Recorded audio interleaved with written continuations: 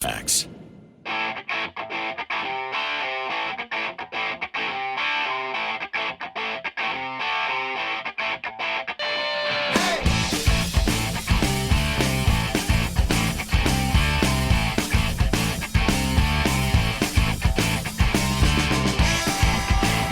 Well, later in the show, in this hour, I'll be chatting with J.P. Cormier, who, of course, is a well-known and iconic Nova Scotian artist, musician. And he's made the decision to cut ties with the United States, saying he no longer will be touring the country as long as President Donald Trump's tariffs threats stay alive.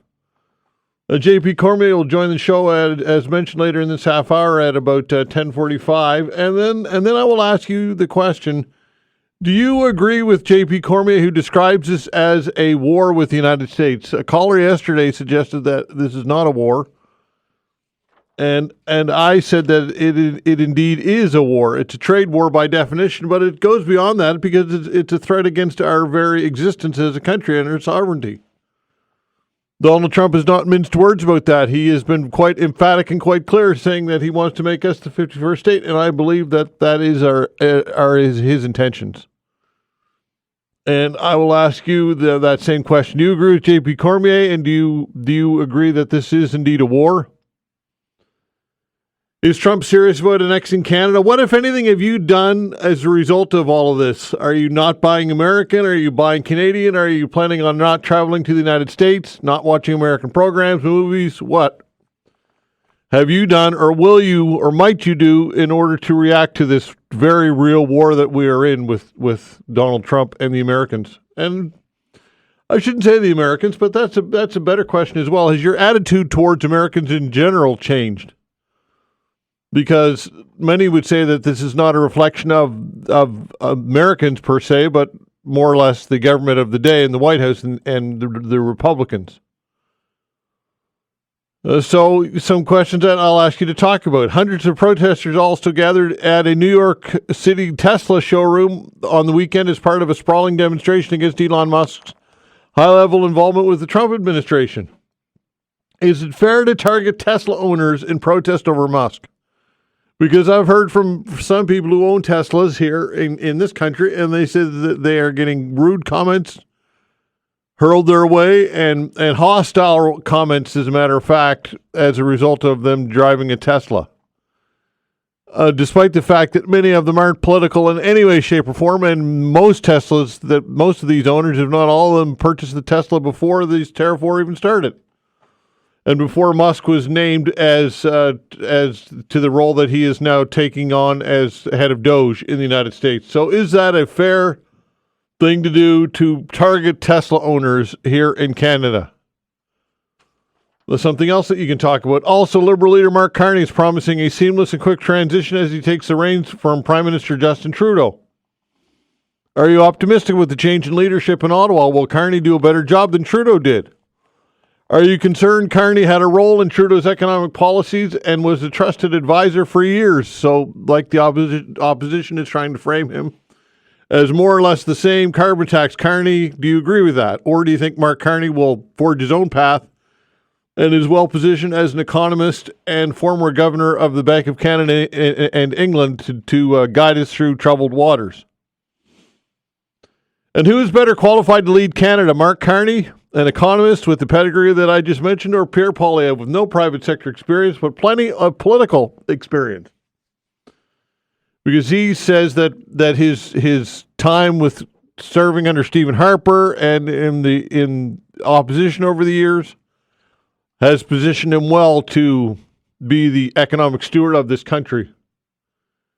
So some things that you can talk about again when we open the phone lines in about an hour's time. I'd like to thank Vanessa Van Den Ness as well on the other side of the glass. The control board's doing a fine job as always. Now joining me for a chat is the Mayor of Bridgewater, David Mitchell. Mr. Mayor, thanks for joining the show. We appreciate your time.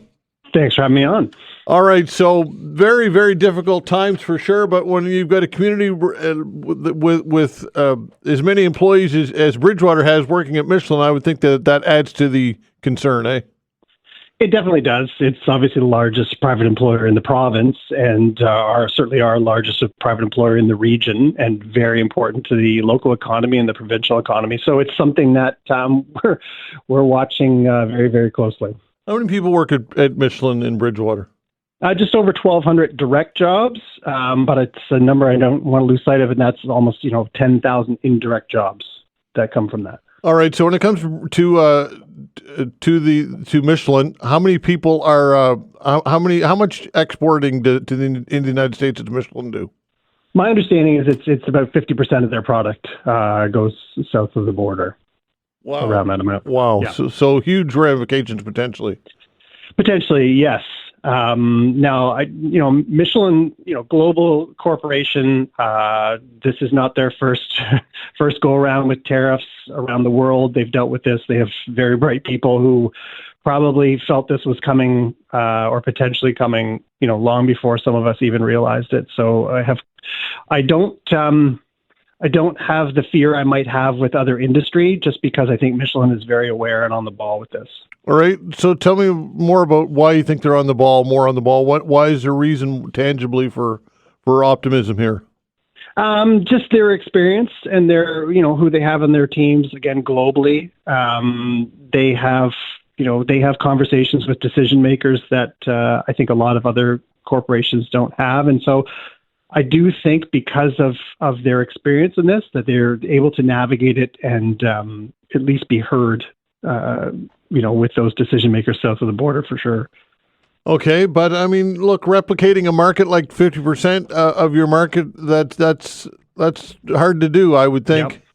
Absolutely. Now, I think one of the benefits, certainly for the Bridgewater plant, is they make the number one quality product for Michelin tires. So this plant, they can't replicate that in the States. I know, Donald Trump has talked about he wants to move manufacturing to the States, and they do have some Michelin factories in the States. But at the end of the day, you can't replicate what comes out of Lunenburg County, because it's made this way because of the people of Lunenburg County. And I know that they've tried this, and so I do have that confidence that if you still want that cost per tire here is cheaper than in other markets. And again, it's because the quality, the failure rate's much lower, and so it's not as easy to just uproot and move it. So again, I think they're still going to want the product from this plant. All right. So what about the buzz around town? How much concern is there with the chamber and other organizations and businesses in general, and just your constituents in general about all of this? Yeah, I think it's the unknown right now, right? It's the on again, off again, on again, off again. I think right now people are frustrated, also concerned, but I think the frustration level is what's highest right now, because it's such a moving target with this guy, and we don't know, what does he want next? Does he want us to change the color of the sky, and that's our problem? It's just, my head is spinning with all the different targets that we're supposed to hit. So I think that's what I'm hearing mostly from the business community, is this frustration. We're speaking to them more and more, and we're going to be hosting almost like a mini summit, if you will, to start talking about what it means when interprovincial trade barriers come down. What new markets are we as Nova Scotians positioned to take advantage of, which is our geographic advantage here is unbelievable. So we're going to start working with businesses to pivot to new markets, I think. All right, but that doesn't happen overnight, obviously. I don't want to be too negative here, but we need to be realistic. That doesn't happen overnight, right? No, it doesn't. So I think the quickest thing we can do is continue to lobby for these tariffs to not be put in place. I know that there's a delegation from the Federation of Canadian Municipalities in Washington right now, speaking to our municipal counterparts who are also lobbying to not have these tariffs put in place. So I think that's our biggest win, will come from people lobbying to not even have them put in place. You're right. Finding new markets is difficult, but I think that's our new reality. And even if these tariffs never take hold, in my opinion, we should be looking at new markets. We have an unreliable trading partner now that we have to diversify away from. Yeah, it's a major wake-up call, right? Obviously. Oh yeah. It's a bad breakup, and it was unnecessary, but it is the reality, and at some point we have to move on. Okay, outside of Michelin, what else does Bridgewater have going for it? And not to suggest that it's a one-horse town, some might describe it as that. Is that an unfair characterization, in your opinion, of Bridgewater? I think it is now. I mean, there's no denying we're very proud of our Michelin. It is, a huge part of our local economy, and the workers and families there are just, we're all kind of a community family. But we've seen quite a rapid diversification of business and industry. With our new interchange that's opened in December, we expect to continue to diversify that local economy, which again is good. It will help insulate us from some of these things that, who knows, over the next 4 years keep coming. And of course, the fishery and lobster and all of that. There's all kinds of challenges, and that all has a ripple effect, I would think, on your community. It does, absolutely. And the Chinese tariffs on seafood, like, these things are painful, and I do worry. Obviously, there's that worry with the tariffs from the States, but I'm worried that the whole world is going to plunge into this trade war, and we're all fighting with each other with these moving targets. So I'm hoping that cooler heads will prevail, and we can start to kind of right the ship and get back to some normal trade patterns. Yeah, I would think that the mood at Michelin and other communities is one of concern, but we don't want to panic, obviously, here, right? Exactly, and like, to be clear, I'm not worried about like a Michelin shutdown. Again, the quality of product that comes out of this plant in particular can't be replicated elsewhere. But a slowdown is something that we should be worried about, and I've spoken to the Premier, and I know he's on top of this, and again, they're trying to deal with interprovincial trade barriers while also making sure that these tariffs don't take hold. Okay, Mr. Mayor, appreciate your time. I know this is troubled times, but we'll get through it. Thank you so much. My pleasure. All right, take care. David Mitchell, the mayor of Bridgewater, and again, Michelin, I think he said 1,200 workers. That's quite a significant amount of people. And good-paying jobs, and in many cases, people have been working there for decades. And once you, if in fact the worst-case scenario, and David Mitchell is optimistic that it won't come to this, but worst-case scenario, a shutdown. Well, then what, right? But again, for the reasons why you mentioned, hopefully that won't happen, and we will hold our collective breath, and hopefully this thing does not happen. You never know with Donald Trump, though. You just never know. And that's part of the whole thing, right? You just don't know what's going to happen from day to day, from week to week, God knows, month to month.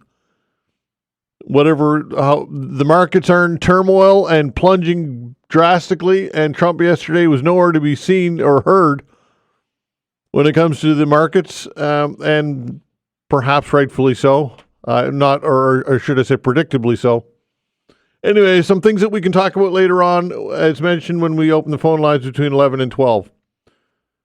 When we come back, Nova Scotia to receive almost over $800 million from a tobacco settlement. That when we come back.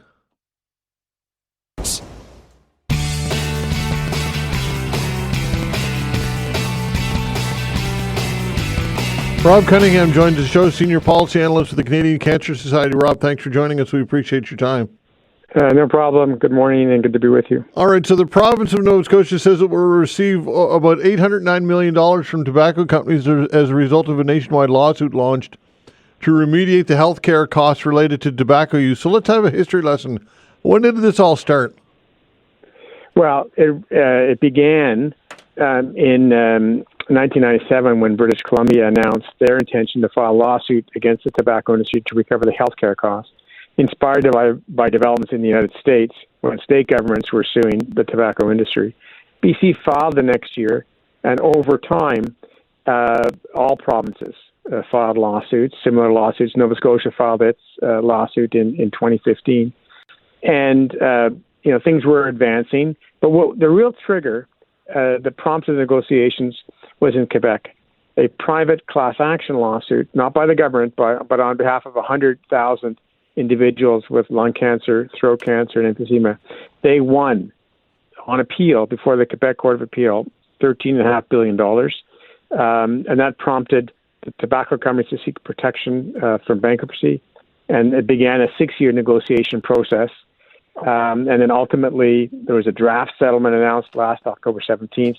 And then last week, an Ontario court that had been overseeing the process approved the proposed settlement. Okay, what goes into determining what the settlement should be? Well, it was negotiations. Provinces and territories were at the table, along with class actions and along with tobacco companies. Ultimately, tobacco companies are going to pay in total of $32.5 billion. Now, that's over about 20 years. And then, the biggest recipient of that will be the provinces and territories of, $24.7 billion, again, spread over time. And that $809 million that you mentioned for Nova Scotia, it's over roughly 20 years. So it's, and then the Quebec class action victims are going to receive $4.1 billion, $2.5 billion for individual victims outside of the Quebec class action across Canada, and then $1 billion for a foundation, one-time funding, but for very long-term use to improve outcomes of tobacco-related disease. Okay, probably as much as it sounds like a big number, it's probably not enough. I would think, based on the damages, or what are your thoughts on the settlement? Yeah, I mean, certainly, the value of what the provinces and territories were seeking was over $900 billion in terms of the valuation, and they're going to receive $24.7 billion. In the case of Nova Scotia, and the provinces were basically seeking damages going back to the 1950s. Right now, Nova Scotia is paying $210 million a year.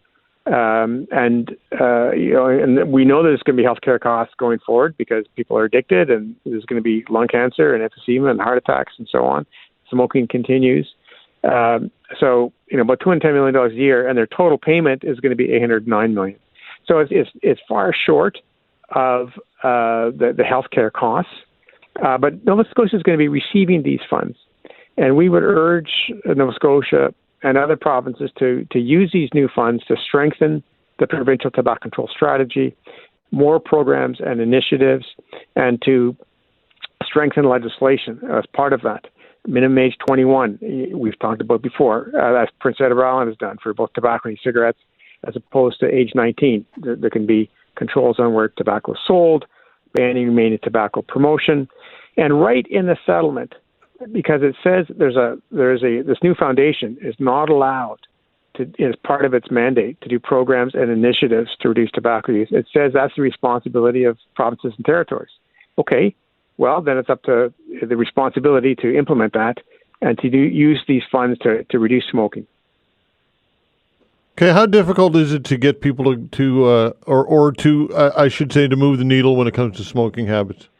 Well, it is difficult because nicotine is highly addictive.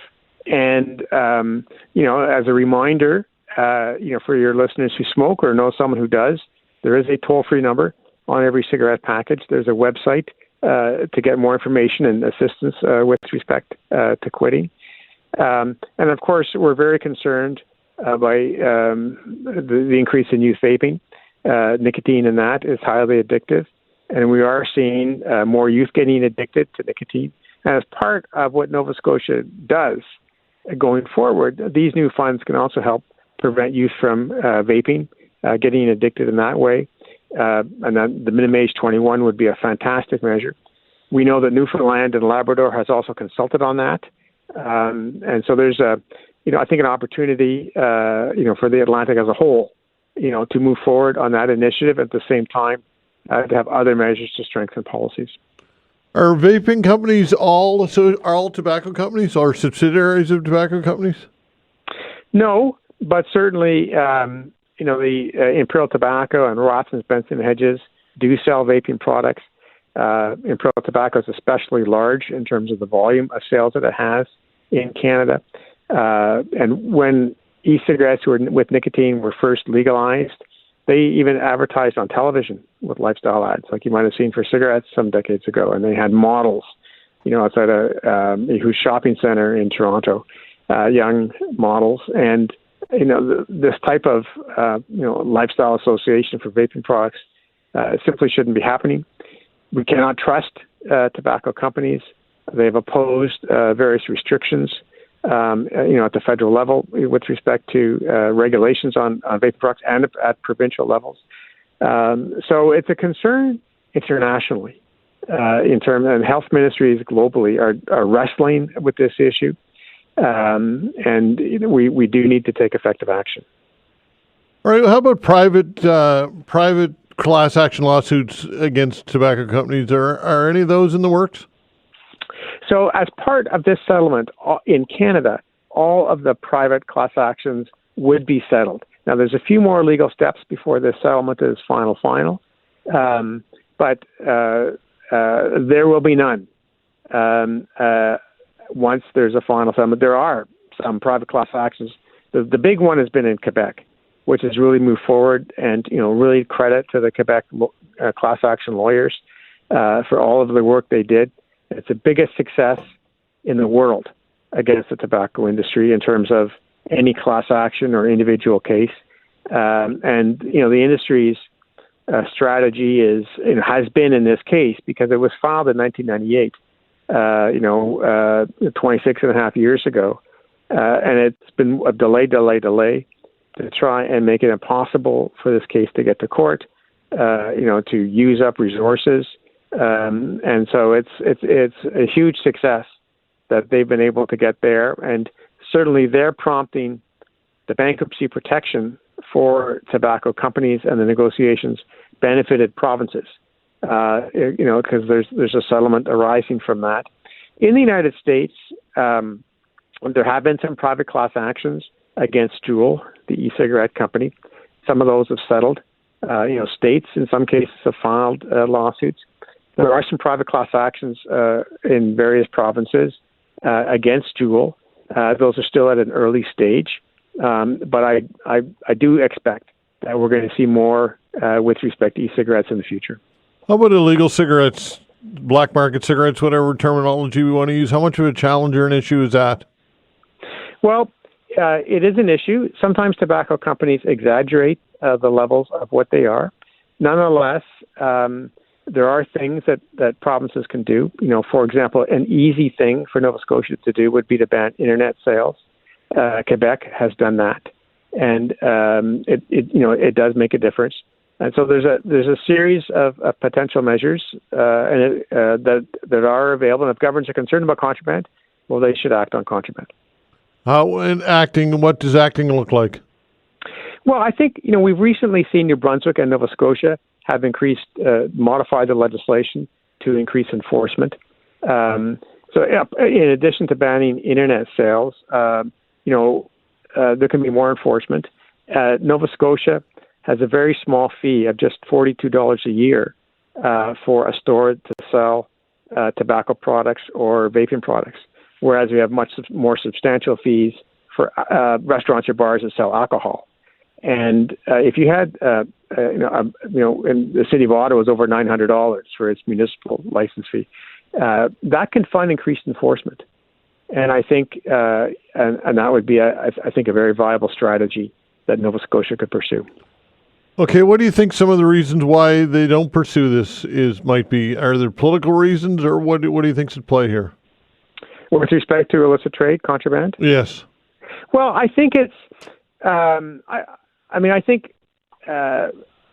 think in general we have to be careful to not overstate the level of the problem. Sometimes the tobacco companies have a long history of exaggerating because they want to discourage tobacco tax increases. They also are members of convenience store associations that are talking about contraband.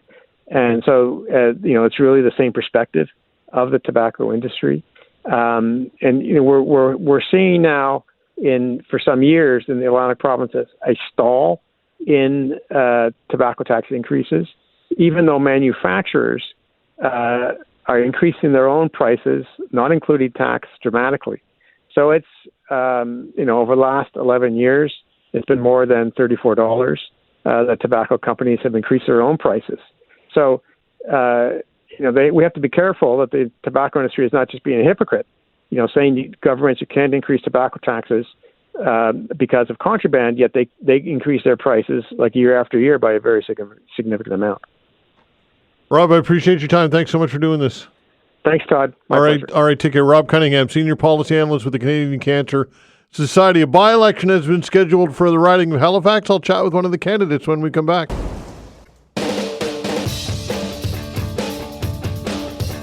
All right, there is a by-election here in Halifax, which the riding was vacated when Andy Fillmore, of course, left to run for mayor. And I think it's 6 months after the seat has been vacated. Legislation requires that a by-election be called. But Of course, there may be a general election called before then. Nonetheless, regardless, the candidate for the Liberals here in Halifax will be Shannon Miedema. And Shannon joins me here in studio. Hi, Shannon. Good morning. So it's by-election or general election. Either way, you've got the nod, correct? That's right. Yeah, I won the nomination vote last weekend, and the by-election scheduled for April the 14th. Yep. And should the federal government call an election before then, our campaign would just roll into that election. Okay, I guess for those who don't know you, which would be some obviously a lot of people out there listening and hearing from you for the first time, a bit about yourself, please. Sure, yeah. I have worked for the city of Halifax for 15 years, and I'm currently the Director of Environment and Climate Change. I have 3 children, 8, 12, and 14, and I've been working for community and in community during this time. We brought a really ambitious climate plan forward in the early days of COVID that not only is about doing our part addressing climate change, but also preparing our communities for the extreme weather impacts that we've been facing and that we know we're going to face in the future. So getting people informed on emergency preparedness, safeguarding our critical infrastructure, things like that. Okay. Why do you think you're best suited? What do you think some of the qualities, and you might perhaps have already gone over some of them, best suit you for this role? Yeah, I'd say I have a proven track record of driving positive change here locally. I've brought lots of federal and provincial funding to the city to do that work. And really, what I like to do best is bring all of the partners across levels of government, businesses, academics, nonprofits together to really find solutions that work for everybody. We engaged really deeply and broadly when we were creating Halifax, our climate plan here, and had buy-in right from the start. And then we were able to come up with projects and policies and ideas that worked for everybody. Okay, politics is a difficult sport, especially in this time of we're living in crazy times, really, in many ways, for a lot of reasons. Obviously, you've pondered all of these things, but have you at any point thought to yourself, maybe not because of the rough nature of politics, or what are your thoughts on where we're at when it comes to what you're getting into? Yeah, I've given it a lot of thought, and I have some idols, some strong female politicians that I look up to, and I've seen what they've experienced. I've never really shied away from something like that. I feel like I'm. Some examples of some of these idols or some of these role Catherine models? McKenna, for example. She received a rough ride and in many cases, being a woman is more difficult, sadly, but it's true, right? Yeah, it can be, but I think we really need women leaders, women in politics. We need women voices. I think it makes all decisions better at the end of the day, and that doesn't bother me in the slightest. Yeah, for sure. Okay, so outside of obviously you're passionate with the environment, and are you concerned that the environment is taking a back seat as of late of the last number of years? I mean, first it was the pandemic, kind of pushed the environment and climate change under the back burner, and now we have this trade war and tariffs, and the premier of the province kind of looks like he's heading in a different direction when it comes to some environmental policies. What are your thoughts on the environment and from my vantage point anyway, taking a bit of a backseat here over the past couple of years? Well, I think at the end of the day, we can't expect people to have that as their top priority if they are having trouble putting food on the table, if they can't make their rent, if they can't purchase a home, if they can't thrive in the way that they need to as people. And so there are multiple crises that we need to deal with. And I think what excites me the most is figuring out solutions to the immediate crisis of affordability, economy, Trump threats, tariffs that are not going to put us further back on the other things that we need to address. I think there are things we can do and opportunities we have here in Nova Scotia that can build our economy that are good for people and good for the environment. Okay, can you give me some more tangible examples on how we can build the economy and at the same time respecting and considering the environment? Yeah, one in particular would be around wind energy, a renewable resource that we have plenty of here in Nova Scotia. It's something that all levels of government are very supportive and interested in, offshore wind. It is an economy that could be built. It would be jobs here on the ground. There's great export potential. I think that's one really great opportunity for us to be focusing on. Okay, when it comes to the leadership in Ottawa, obviously Mark Carney now the leader of the Liberal Party and now the Prime Minister in waiting, I guess, Prime Minister designate or whatever terminology we're going to use. What are your thoughts on Mark Carney? I'm excited. I think it's wonderful that he's taken this position. I think, all four members who were in that leadership did a great job. I think he's what Canada needs right now, though. We need somebody calm and strong and strategic with the credentials to deal with what we're facing south of the border, to deal with President Trump, to really help us in our affordability crisis. Is it an upgrade from Justin Trudeau? Oh, I also have a lot of time for Justin Trudeau. I think he's done some great things for Canada, but I think, the Liberal Party was listening to Canadians. It was time for change, and they're making some changes. What about the carbon tax? What are your thoughts on that? Again, I think it was the Liberal Party needing to listen to Canadians and hearing that it just really wasn't working for them at large, and so they needed to pivot. They needed to make a different decision. It doesn't mean we shouldn't be addressing climate in the ways that are going to get us to our objectives, but there are other ways to get there. And I think that's the important thing, to really engage, to figure out what that is and how it will work for everybody. Okay, but Mark Carney was Prime Minister Trudeau's advisor. I don't know to what role. I guess depends on what you read and what you hear, what you listen to. But he was certainly had the Prime Minister's ear at the very least, and some would say was part of the economic policy, including the carbon tax, the consumer-facing carbon tax. So what's your response to people who say it's just going to be more of the same? Well, I don't think it's going to be more of the same, but I'm also not aware of how that relationship played out. Being a candidate of 1 week, I don't know all the details for the party, but I definitely don't think it's going to be the same with Carney at the helm. But if he was advising Justin Trudeau, the Prime Minister of this country, about the consumer-facing carbon tax and again the economic policies over the last 5 years, can you relate to why some might feel as though or have concerns that they're going to get more of the same? I think that people should ask good questions and expect answers on what that relationship was like and what that advice was. I'm not sure. The advice might not have been taken. Like, I don't know how that played out, right? So I think just having good open communication about that would be important as we go forward.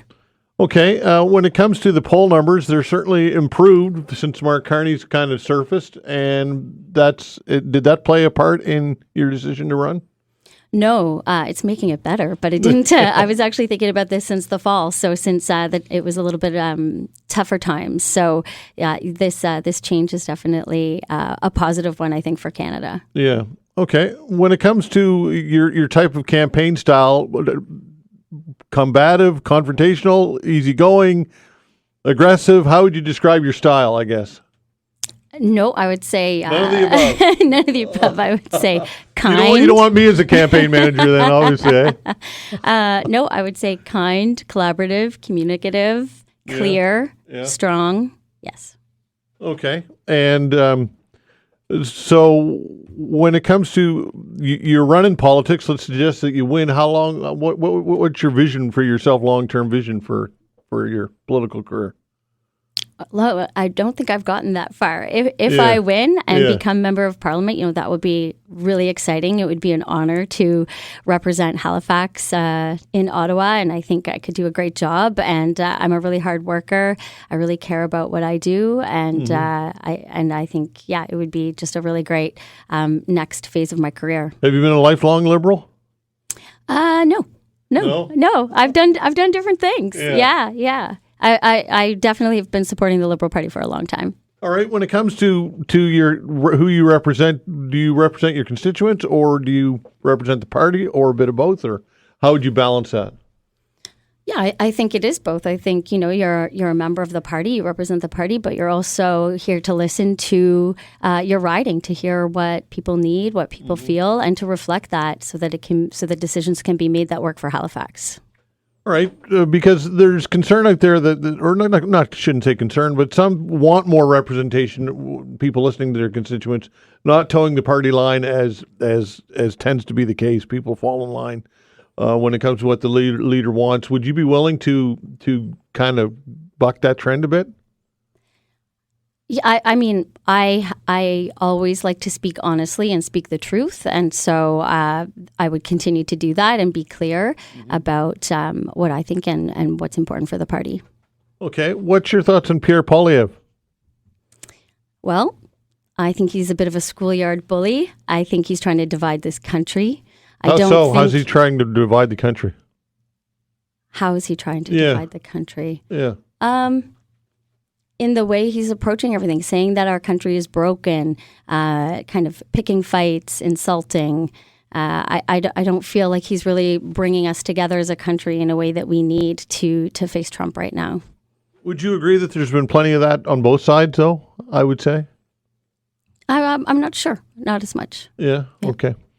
All right. So so it's campaigning, door knocking. How are you going to reach out to people? Social media. What's your strength? All of it. Yeah, we've been door knocking since day one, since Sunday after winning on Saturday last weekend. It's actually been a really great experience. I was nervous about door knocking, to be honest. I wasn't sure what I was going to get, but it's been great. I've had amazing conversations. I'm hearing lots of really positive things at the door. We have a strong social media campaign, getting out to events, all of it. Yeah. Do you have a website? I do. Okay. How to direct people to the website, please? Yes, it's Shannon4Halifax.ca. Shannon 4 Halifax, as in the number 4? Not the number 4. F-O-R. Yes. 2 N's in Shannon. Okay, good. Make sure that we get that right. Okay. And Shannon Miedema. Listen, Shannon, congratulations. And I don't know if I should say congratulations because I know what's involved, so I guess thanks for being willing to step up, as I would put it, I suppose. Thank you. My pleasure. Thanks for having me. And the best of luck. And we'll have you back. Sounds great. Okay, Shannon Miedema, the Liberal candidate in the by-election or the general election, whichever comes first. When we come back, a chat with J.P. Cormier, a well-known Nova Scotian musician who is not going to the United States to tour in response to Trump and the tariffs. We'll be back.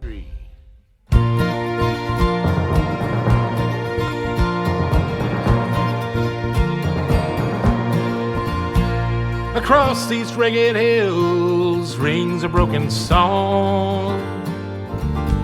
It rang out once. All right, that is, of course, the voice of J.P. Cormier, who was an iconic Cape Breton, Nova Scotian singer-songwriter.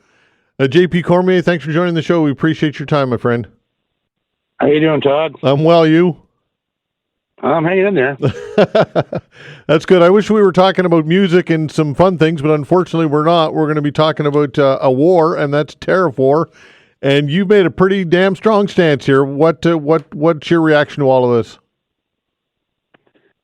Well, at first, I thought people were taking it a bit too lightly. When you look at the history of our two countries, they've invaded us 2 or 3 times in the last 300 years, right? Mm-hmm. Didn't ever turn out too well for them. Yeah. They got butts handed to them every time, but including the time we sailed down and burnt Washington to the ground. And this is people need to take this more seriously because I believe there's a lot of things going on behind the scenes that we're not even seeing. I saw yesterday that there's a congressman or a senator trying to pass a bill right now that says that Trump can't use federal money to invade Canada, Greenland, or Panama. So if the government down there around him is taking him seriously, we need to as well. Why do you think people aren't taking it seriously enough here in Canada? Why do you feel that way? It looks impossible, right? It just looks impossible. How could he ever annex us? Well, there's a lot of ways he could do it, and he's one of them. He's attempting to do right now with these tariffs. He feels if he weakens us economically enough that we will capitulate, right? And the bottom line is he wants our water and our minerals. And it's ugly. I can't even believe this is happening. Like I've been alive for a while, and I've seen a lot of things, and I just never thought in a million years that I'd be sitting here going, I can't go into the U.S. anymore because they're not our friends anymore. And it sucks. It really sucks. But The main thing that we have to do at this point is stand together as a nation, all of us. We can't ignore this.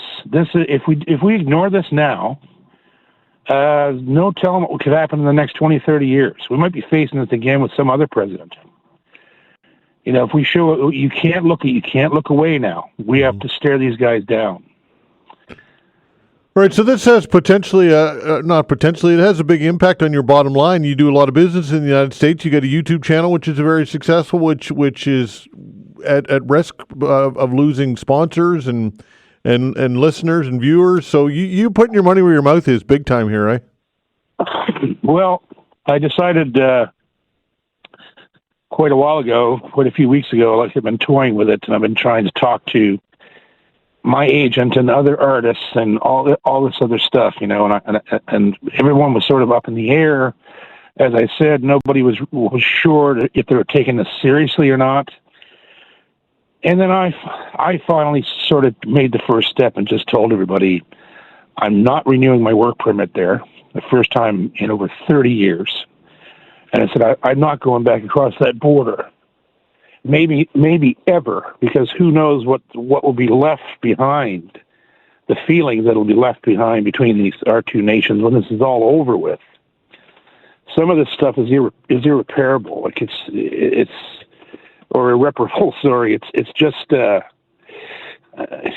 a lot of hard feelings. Like I'm seeing it. I see it on the YouTube channel. I hear people write into me, not very many, because the people that watch me are nice folks, but there's been a few guys that have come in and said, you need to piss off and stay in your own lane, and blah. If you mention this one more time, and blah blah blah. Whoa. Then the next thing you know, they unsubscribed. Mm-hmm. And this is in places where I travel down there a lot. Mm-hmm. So I thought, I'm not going down there. I mean, I'm just not going to do it. And so thankfully, the partners I work with in the U.S. are virtually all of the same mind as me. They're just embarrassed and scared and hurt, and they don't know what's going on or what's going to happen. Like I had several of the builders call me down there and say, "Well, we're really sorry. Are you going to stop working with us? Are you going to? You're not mad at us over this?" And I said, "No, absolutely not. Matter of fact, this is the best thing that we could do, is to show that even though I'm not coming down there anymore, we can all still work as brothers through music and try to shine a light on the darkness that way. Because we just don't want to forget that there's 80 million people down there that agree with what he's doing. Mm. But on the other hand, that another thing that bothers me about this is people say, "Oh, there's good people in America." Well, there is good people in America, right? Mm-hmm. But they also say half the country supports them. That's not even true. It's 23%. Yeah. There's 200 million people in that country that didn't vote. Mm-hmm. Think about that, right? Yeah. 150 million people voted, and that was the election.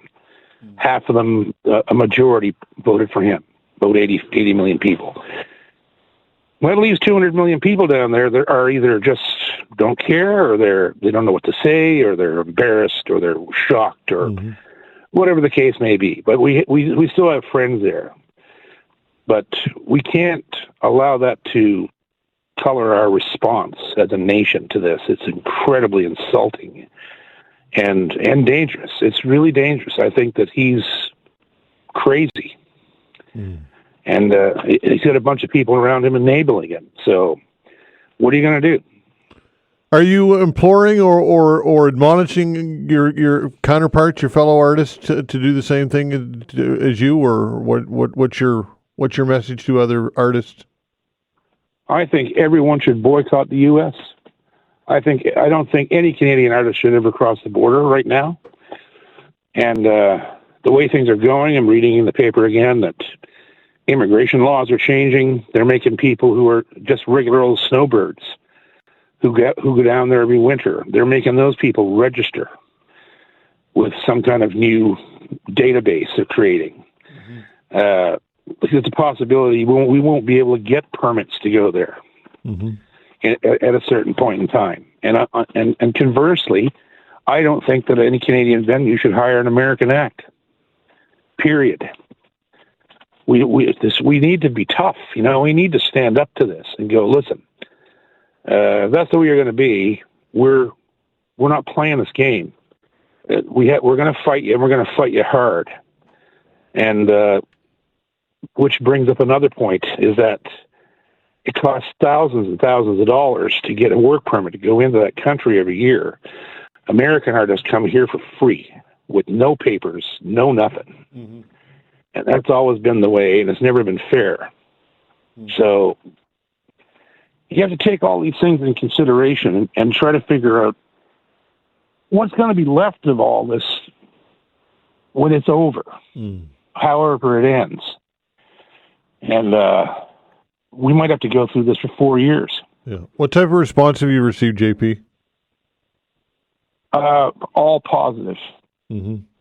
All positive. I've had one or two people, obviously Americans, who've come on and just come on my Facebook or said things, suck it up, buttercup, and blah blah blah, and attacking.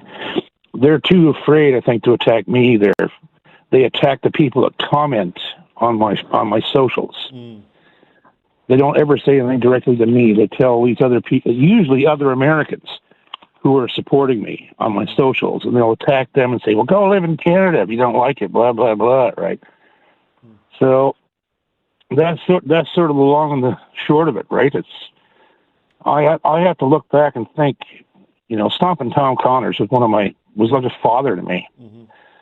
And if that man was living, oh my God, I don't even know what he would have done or said. He would have been so angry, and so insulted. Mm-hmm. And just like, I could just hear him berating people, he was a very vocal 1,000,000,000% Canadian. And if you knew him or heard him speak, it doesn't take long to get really proud of this country. And we need that. Okay, JP, listen, I appreciate your time. Thanks so much for standing up for Canada, and let's keep in touch. Thanks, pal. Thank you, brother. Okay, take care. JP Cormier. Very interesting. What are your thoughts on this? Do you agree with what JP is doing, and do you support him? Or what are your thoughts on this, or anything else you got in your mind? 902-405-6000, your calls when we come back.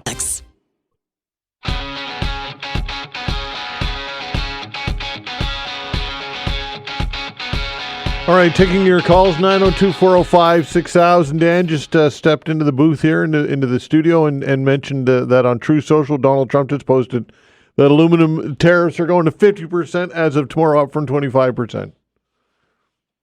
So what's going to what happens next with this guy? We just don't know, right? He is absolutely unhinged, in my opinion.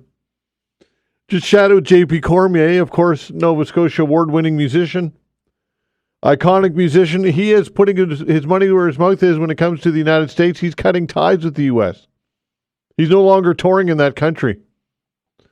And says he may never go back. But at least until Donald Trump lifts his tariff threats. But I would, based on his tone, he sounds to me like he's fed up. And he says we are at war full stop with the United States. No ambiguity at all. They are trying to annex us. And we need to have a war footing based on what the conversation I just had with JP. And he says that he doesn't think that enough Nova Scotians or Canadians are taking this seriously enough.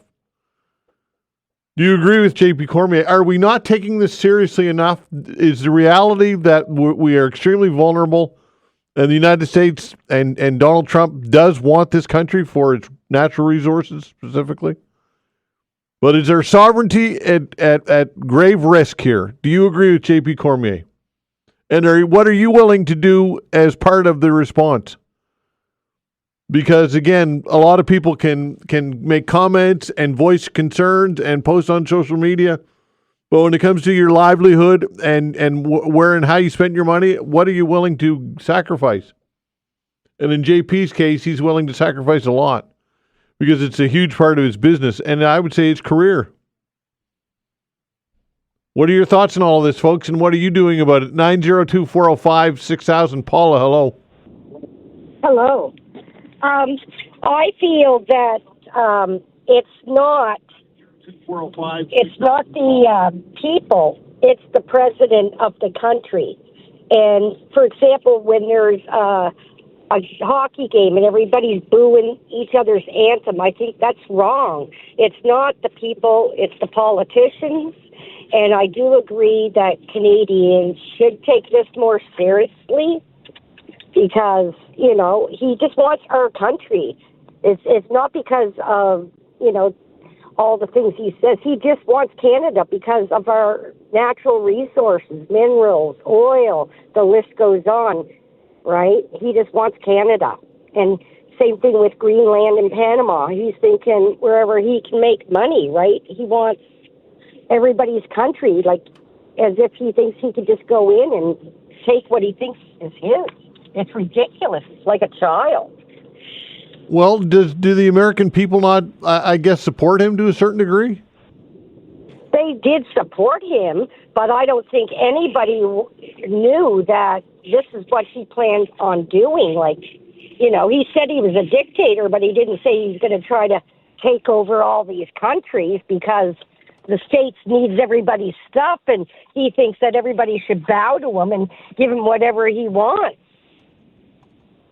Right? I don't think the Americans signed up for this because a lot of Americans, especially people in Maine and stuff, they're disgusted at what Donald Trump is doing because it's their livelihood too. Mm. Okay, Paul, appreciate the call. Take care. Thanks. 902-405-6000. Ryan, hello. Hey, Ryan. Oh, am I on? Yeah, you're on. I'm going to try to just to support Canadian as much as I can. Usually when you support local stuff, it's a lot more expensive, and I'm already pinching pennies as is. But, you got to do your part. But I was just calling about, I'm on TikTok a lot, There's probably more than I should be. Mm-hmm. But I've been seeing a lot of, I think, right-wing people talking about when Mark Carney got elected and how they're saying their votes. They didn't vote for him because they didn't vote in the Liberal Party leadership.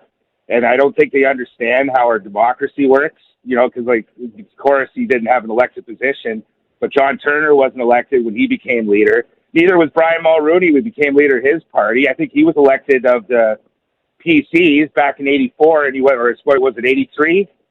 Or just before, anyway, and he wasn't elected to it. And then what was his name, Ernest or something, Central Nova?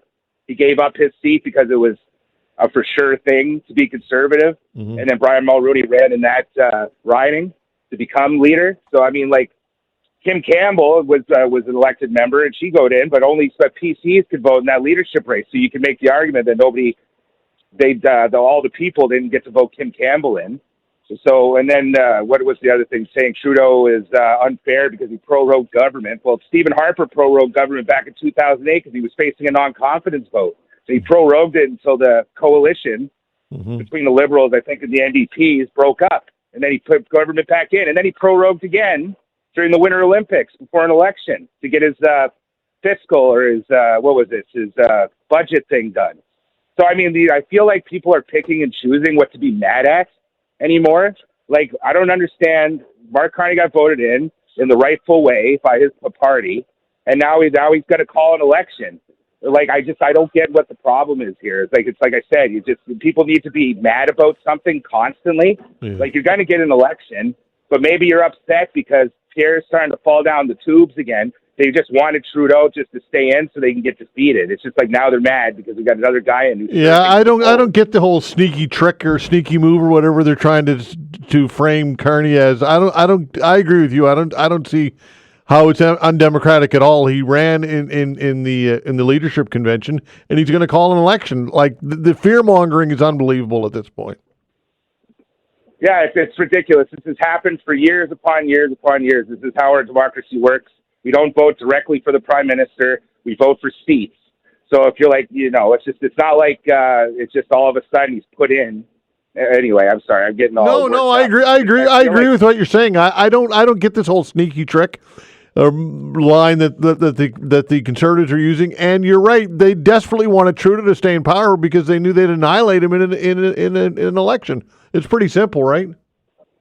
Yeah, and that's what I'm saying. I don't understand. They want an election now. You're going to get an election regardless in October. We have to have one in October by law. So what are you afraid of? Like, even if Carney waited, wouldn't you want Carney to wait till October 24th to have an election when he's not surging and give Poilievre a chance to hurt him in the polls? Now, if you have an election now, I feel like there's more of a chance Carney's going to win now. That's a good point. So, like, I don't understand what they're all so worked up about. It's just like the misinformation. That's like that Sean guy calls. I don't want to attack him, but he called last week, and I've been wanting to call in when he's talking about how the U.S. is all NATO. U.S. contributes what was it I saw, 16%? It used to be 22%, or no, 8% to NATO. So does Germany. Germany contributes 8% to NATO. I think he talks about indirect spending because they spend so much money on their military that's the majority of it. Because there's this thing going around that they say 60% of NATO is the U.S. It's not. It's not. If the U.S. got out of NATO, sure, it'd be a big hit. But the NATO has more contributors other than the states. You know, it's the misinformation to try to get people riled up. Yeah. And it's frustrating. It's just frustrating. This is why I'm apolitical, because there's so much misinformation that I don't know who to believe anymore, and I just don't want to listen to it. Now you're pushing away voters by doing that, and it's frustrating. Anyway. Okay, Ryan. Appreciate your comments. Thanks so much. Thank you. All right, take care. 902-405-6000. I think you raised some valid points. I really do. I don't see what's sneaky about Mark Carney running and winning the leadership for the Liberals. I don't see how that's sneaky. How is that sneaky? I know that Pierre Poilievre and the Conservatives don't like it because they don't have as good a chance as defeating the Liberals as they would have with Justin Trudeau still at the helm. Trudeau was immensely unpopular at the end. Immensely unpopular for a lot of reasons. And look, he knew when to get out, didn't he? Trudeau knew when to bail. What are your thoughts on all of this or anything else you want to talk about, folks? 902-405-6000. We'll continue with your calls when we come back.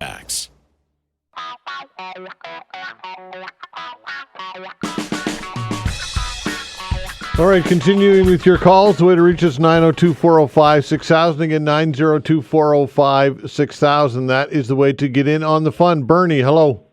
Hi, how you doing, Todd? I'm well, you? I'm good. I was just saying, now we got two fiscal conservatives on two major parties in this country. There's a vacuum on the left, and I think that the one that has a chance to grow, because I think the Tories and the Liberals are going to stay neck and neck in the polls, that the one that has a chance to grow is Jagmeet Singh. I went to a dentist yesterday, and the bill was $400 and some, and all I had to pay is $70. So when I said to the receptionist, I said, "Thank you, Mr. Singh." I think with all the turmoil in the world now with Donald Trump and everything that's going on, the one that could best protect our social network in Canada is Jagmeet Singh in the NDP. And if you think that about 30% of the people in this country are sort of leftists, that he has the most chance to grow, because I think the other two are going to stay at a stalemate. Bernie, I think you might be the only person that I've talked to that supports Jagmeet Singh. And I don't say that in a flippant way. I say that seriously. I don't know anybody else who supports Jagmeet Singh right now. Well, I just think that for the marginal people in this country, the ordinary people, not the ones that are well-to-do or anything, we've both got leaders now of the federal Tory and Liberal Party, and they're on the far right. They're fiscal conservatives. So I think the place is a vacuum on the left, and Jagmeet Singh will fill that vacuum. Okay, Bernie. Appreciate the call, pal. Take care. Thank you. All right, take care. 902-405-6000. Hi, Gloria. Thanks, Todd, for taking my call. Absolutely. Todd, I heard you speaking the other day about these ads. That's what I want to talk about. Okay. How childish. You know, here we are, we're looking for somebody to lead our country, and we're dealing with two childish people calling each other names. Poilievre calling Carney sneaky. Carney saying Poilievre loves Trump, he bows down to his feet. How ridiculous. Reminds me, Todd, when we were very young kids, we'd be walking to school a mile and a half in the morning. We'd get in an argument with our neighbor. The first thing the neighbor would say is, bald-headed Murray. That was my father. Mm-hmm. And we would say, bow-legged Bill. Mm. And that's the foolish talk. But we were over that before we got to school. And to think, get out there and sell yourself. We don't want to hear that. Go out and tell us what you're going to do. Well, that's what we want to hear. Yeah. How are you going to make our life better? With the millions that are being spent on these ridiculous ads, with the state our country's in, and the people who are suffering because, and we're doing that. Why do you think that doesn't happen, Gloria? Why do you think these attack ads are working, or do they think they work? They think they work. They don't work for me. I don't know how many other people feel that way. I campaigned in quite a few elections, and one thing I never did, Todd, was talk about the opposition. Mm-hmm. I told people what I would do for them. That's what I told them, and that's all I told them. And that's what people want to hear. They don't want to hear these stupid ads. It's ridiculous, and we can do better than that. Let's demand that they give us some meat on the bone, something we can hang on to, and something we can really vote for, and to know that we're in a position where we have somebody who will do the things they tell us they will do, and we'll be in a better state than we're in now. And the other thing I want to say, enough of that, is that, have you heard that Carney is thinking of putting 2 unelected people on his cabinet? No, I did not hear that. Who are they? Chrissy Clark and John Charest. Yeah, John Charest, I've heard is going to turn him down. That I did hear John Charest, but I didn't hear Chrissy Clark. But that is wrong. That's not democracy. Well, I guess when you look at how long this cabinet's going to be around, it won't be very long because he's going to call an election. It doesn't matter. Yeah. To me, it doesn't matter. People who are not elected should not be there. That's why we have elections. Yeah. Well, in the United States, of course, Donald Trump, that's many, including Elon Musk, right? Not elected. Let's not compare ourselves to him. But that is the standard in the United States to appoint people who aren't elected. Of course, and the people down there, are we as soft and as stupid as the people down there? I saw a Republican on last night. I don't know whether you caught it. And he really spoke out against Trump. He really spoke out about what he's doing to Canada. I think I did see that, yeah. What he's doing to Canada. And if a couple of them would step up, he could lose his majority in the House. Yeah. But they wouldn't. And when you think of the people who didn't even vote down there, but what do we have in Canada? How many people of the 400,000 that were registered as Liberals even voted? Yeah, I think about a quarter of that voted. Why did they register? Yeah. But I understand it was a little difficult to vote. Yeah. But why did they register so that they can go back and say I was a Liberal? Yeah, good point, Gloria. Okay. I don't know. I just shake my head at it all, and every time those ads come on, I just think how stupid. Yeah. How stupid can you be? Are people going to fall for that foolishness? I heard the candidate in Halifax. She couldn't even give you an answer. You weren't impressed with her. Well, I wasn't impressed when you asked her the question, and she couldn't answer it. Well, yeah, or didn't want to answer it. One of the two. That's the way with a lot of people. They're voting because they're Liberal or they're Tory. Yeah, they're not even listening or looking for the best person and what they can do for us. It's time to smarten up and shake your head. Yeah. We need good people running this country. We're in a position now worse than ever. And we need good, strong people who can relate to us and who will do what we need to have done in order to survive, because it's not good out there. Okay, Gloria, appreciate your comments. Thank you so much. Okay. All right, take care. 902-405-6000. Hi, Ken. Hi, Todd. How are you? I'm well. I'm calling about a topic that you had on the go a couple of weeks ago. I tried to call in, but it was too late in the show. And it was about the municipal politics and the mayor and him not having much, strength to fulfill his mandates or his or her mandates that they run on. Now, it's my understanding that the mayor only has one vote. Is that correct? That's correct. Yep. That's correct. Okay, well, it was going through my mind, and I was wondering if there'd be any appetite that when this official would get elected, be it a male, female, or whatever, that when elected, that they would get X amount of votes depending on the strength of their mandate that they were elected on. So if they get in by the skin of their teeth, maybe they only got one vote or two. But if they have a stronger, they get in with a lot of strength, then the people who have put them in then can say, okay, Mr. Fillmore, or whoever it is, I want you to push this, because now any mayor can say, I've only got one vote. So anyhow, I just thought I'd throw that out there and see what you were. Well, it's an interesting concept. The challenge with it, of course, is with these municipal changes, the provincial government has jurisdiction over it, and would have to draft the legislation and change it. And I don't know that there would be any appetite for that. But I think that you make some valid points, Ken. I really do. I think that people inherently think the mayor has more authority than he or she does, because of that title mayor, but I think you're raising some valid points, though. Yeah, I always thought that, too. I thought they had more power, but, if they've only got one vote, well, they're a figurehead, and they can perhaps steer things or lead things, but all the councillors have their own little fiefdoms. I mean, that's if I can true. say that. That's true. And and then, what gets done, what gets accomplished. Anyways, I'll leave it there. Okay, Ken. And, Interesting idea, though. I appreciate your comments. Thanks so much. Take care.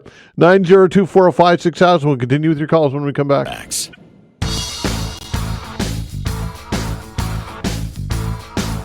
Continuing with your calls, the way to reach us is 902-405-6000. And again, 902-405-6000. Hello, Bruce. Hey, Todd. Can you hear me good? Yeah, I get you. Awesome, thanks. I'm watching the TV. I see these advertisements on here. All the Mark Carneys and the Pierre Poilievres. How hard is it to just be happy and just love your neighbor? It's just I don't get it, man. I don't know what you mean. How happy is it to be? What are you suggesting that? What? I just think, why can't we all just get along? Maybe have a one-party system and bring Stephen Harper back to run it. I feel like that would just unite the country. Isn't that what we all want? No, that's not what everybody wants. I don't get it, man. I wish you could explain it. Okay, one party. That's not democracy, is it, Bruce? Well, Russia does it good enough. Stephen Harper be better than this. Okay, all right. That's enough of that. 902-405-6000. Let's see where else we're going here. We can only go up from that. Jeff, hello. Hey, how are you doing today? I'm well, you? Not too bad. First of all, I just want to start off saying Trump wants Canada because we are the richest country in the world per capita. Like, we have more natural resources than anybody else on the planet. But the problem with Canada is we have 4.4 million government employees and an unemployment rate of 6.6%. So 20% of the population right off the bat is heavily handed. We have way too much bureaucracy. Like, there's 58,000 CRA agents and only 60,000 military people. We're totally backwards here in Canada. And I think that's where our problems start. Now, as far as these tariffs and stuff go, I think that, putting tariffs back on the Americans is only going to hurt the Canadian public. I'm in the HVAC industry. Right off the bat, I get an email from one of the suppliers of commercial air conditioners say they're going to put prices are going up 25%.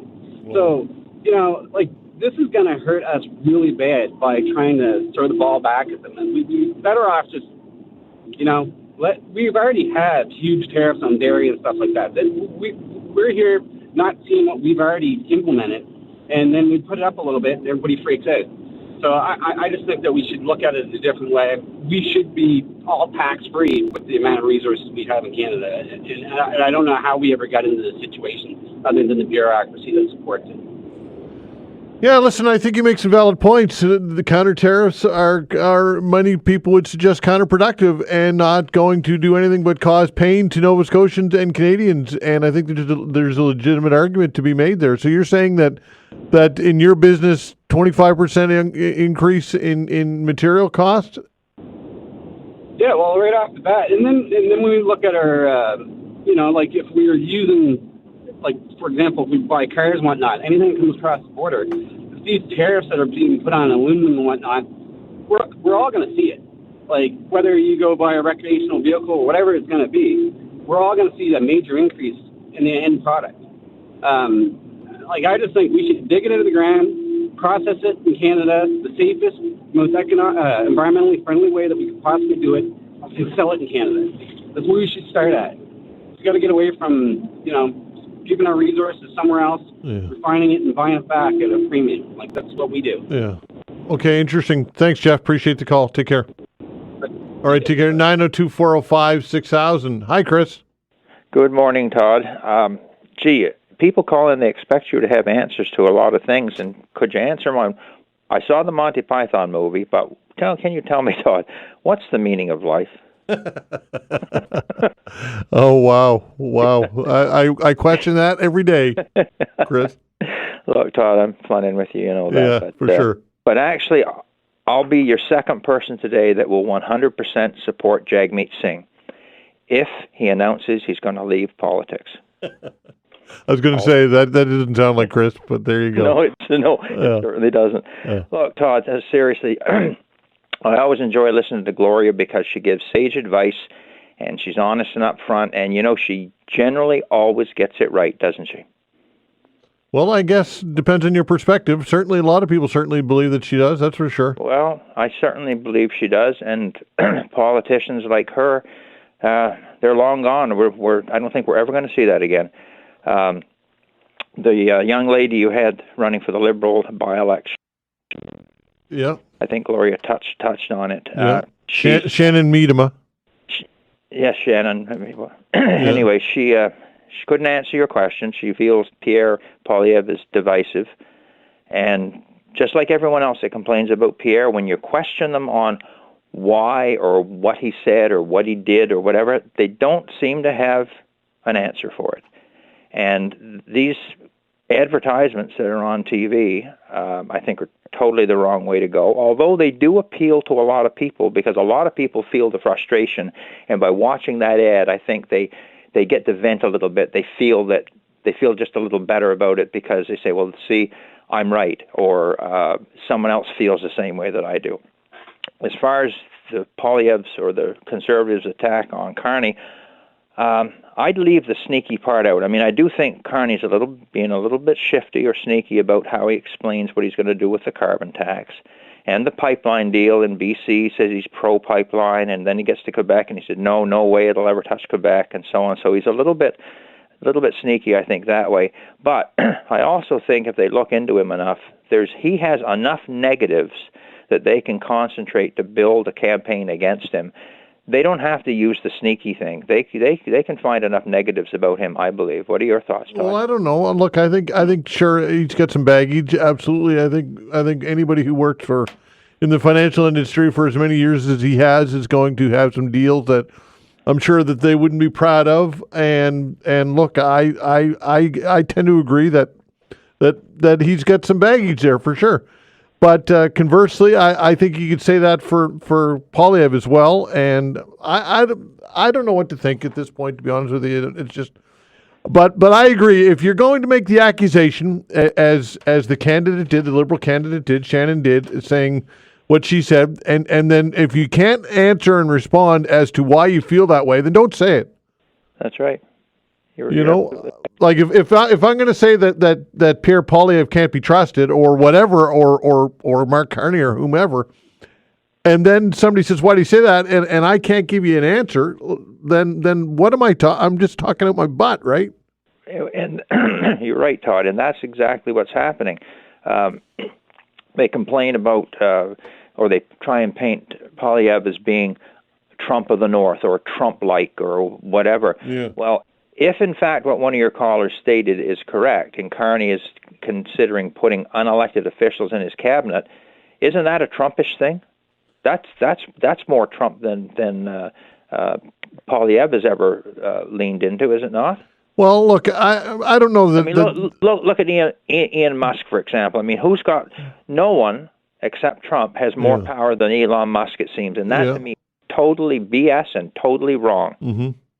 And I certainly wouldn't want to see unelected officials being put into cabinet, because it takes away the fact that we elect our cabinet, we elect our representatives. It takes that part away, but also it doesn't make them accountable for anything, because they don't have to worry about an election coming up that they're going to lose. Yeah. And I heard on the news, just to touch on one other thing about during the break, that Trump's now doubled the steel and aluminum tariffs from 25% to 50%. 50, yeah. And that's exactly what I and some other people predicted would happen if we come back here in Canada with retaliatory tariffs. It gives Trump the opportunity to say, oh, good, you're going to charge me? Well, I'll just double up what I was going to charge you then. These retaliatory tariffs I've advocated all along. I thought, and I'm not the smartest person, that's for sure, but I advocated they were wrong, because it gives Trump the opportunity to be the schoolyard bully and to be the child that he seems to be, and that, oh, you're going to do that to me? Well, I'll do this to you. And I have more power than you. I got a bigger stick, so I can hit harder. Yeah. Tariffs, retaliatory tariffs, can always be put in down the road. They don't have to be your first resort. And our government has never experienced, and our country has never experienced anything quite like this before. I would have preferred them to sit back and say, okay, let's continue business as usual, do what we can, promote the Buy in Canada, get rid of the interprovincial trade barriers, all that sort of good stuff. But wait and see how this unfolds, where it goes, and it's like playing chicken. Who's going to blink first? And I think that Trump is getting a lot of pushback within the United States against these tariffs. We're not being told about it, and he's not acknowledging it, but I think he's getting a lot more pushback than what we're being told about, that's for sure. Okay. And okay, got a boogie. Thanks, Chris. Appreciate the call. Thanks for the time. I appreciate it. All right, take care. 902-405-6000. We'll continue with your calls when we come back.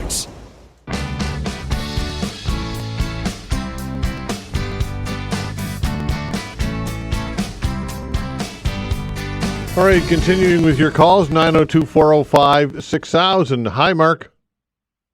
Hi, Todd. How you doing today? Well, you? Good. I got you on speakerphone, so I hope you can hear me okay. Yeah, it sounds pretty good. Okay. I'm hoping you're not going to interrupt me and let me finish or hang up on me, because you tend to do that a lot when somebody pushes back a little bit. No, that's not. Listen, I don't do that when people push back. You did it already, Todd. It's not. What's what you said is not fair. It's not fair. I don't. Fair, Todd. So anyways, I called in. Okay, hang on a sec. Hang on a sec. I'm going to put you on hold for a second. I need to clear this up. I don't put people on hold when they push back. I don't mind at all people pushing back. It's when people say ridiculous things that are absolutely absurd, and that is when I'll push back, okay? So I don't have any problem at all with people who push back. So the idea that anybody pushes back, I hang up on them, that is simply not true. Hey, what I want to say, are you, Todd? Are you going to let me speak, Todd, or are you going to hang up? Mark, listen. When you start the conversation like that, what do you expect? Todd, are you going to let me have my say, or are you going to just interrupt like you have constantly? Okay. Are you going to be reasonable? 100%. Well, then you'll be fine. Then you made an assumption that you shouldn't have. So my first point today is... You're an idiot.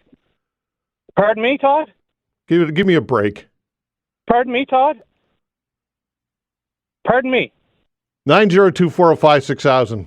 Michael, hello. Yeah, it's not a very nice day, Todd.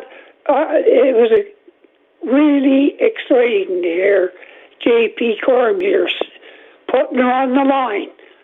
You can either crawl or you can stand up and fight. And I like Gloria's call, too. There's no need of name calling anybody, regardless of what party you're in. Whether you're racist or whatever they're going on between Carney and Poilievre. But the thing that disappoints me the most, I heard Mr. Wisdom on there little cheap, Chris call it. Well, if you don't make a stand for anything, economic control leads to political control. We don't got to do it with bullets to stop them, but we can certainly stand up and fight back, and I'm certainly going to do it, but I'm not going to be a patsy for any political party. Todd, I listened to the convention the other night, and I was going along. I said, okay, it sounds pretty good. So Mr. Carney came to the spot and said one of the first initiatives he's going to take, build a pipeline from Western Canada to Quebec. Well, what about the Maritimes? We're down here begging for them to fix the Tantamar Marsh. We got the refinery in New Brunswick. So what are they going to do? Build a new refinery in Quebec? That's why I'm not voting for him. Why I'm not voting for Polyev, because before you lead, you can lead. You gotta serve and do your time in the trenches. He never done his time in the trenches. And the last thing, and I'll leave you with this, Todd. I used to be conservative a long time ago till I read the old English dictionary definition of a conservative. Robber and thief. I had to change my vote. This time, and I've done it in the past, I'm voting for Jagmeet Singh. So there's two that mention Jagmeet Singh, and I'm voting for him because the man got principle. I'll talk to you later. Okay, thanks, Mike. Thanks for the call. Take care. Eric. Hi, Eric. Hi, Todd. I come in peace, buddy. No problem. Anyways, I look at I'm just making observations. I'm not justifying any kind of a method by anybody. But if you look at the horrific situation at the southern border in the States, you have millions and millions of people coming in, and it's really causing a very heavy price for their social safety nets. Then you look at the horrific nature of child sex trafficking, which the sounds of freedom, accentuated. And then you have the proliferation of these gangs like MS-13 and the other one, I can't pronounce the name. They're infiltrating a lot of major American cities. So regardless of who may be in charge of the United States right now, something had to be done about that. And then what I found interesting, I think anybody would agree with that. And then I think I only saw a couple minutes of this, so I can't substantiate whether it's any veracity to what this guy was saying, but he's a investigative reporter, and he's Canadian. He's been studying the influence of Chinese criminal activity in Vancouver, and he stated, keep in mind now, I've only watched this for 3 minutes, that the Chinese have infiltrated Vancouver to such an extent that it's become a hub of pushing fentanyl through North America. Whether that's true or not, I don't know. But I think whatever government's in power, and who's ever in power really has an obligation to the people of both countries to do something about this. Yeah. So I think anybody would agree with that. Now, what I found, the last thing, and that's all I wanted to share with you.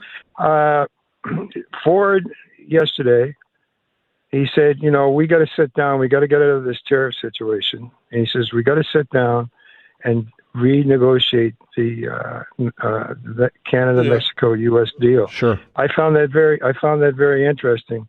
So for myself, I'm not taking sides. For myself, I'm going to wait for maybe another 3 or 4 weeks, 5 weeks to see what happens, and then have some real concrete thoughts maybe about what's happening with this tariff situation. But I don't blame anybody for being upset. You know what I mean? I get that. Yeah. But anyways, that's all I wanted to say. Okay, Eric, thanks for the call, bud. Okay, bye. All right, take care. Hey, Sean, how are you? I'm good, Todd. How you doing? I'm well. A little stressed out today. Todd, I just want to address the caller there that called in about my NATO comment. You as a military person, do you really think NATO could stand and would last without the Americans?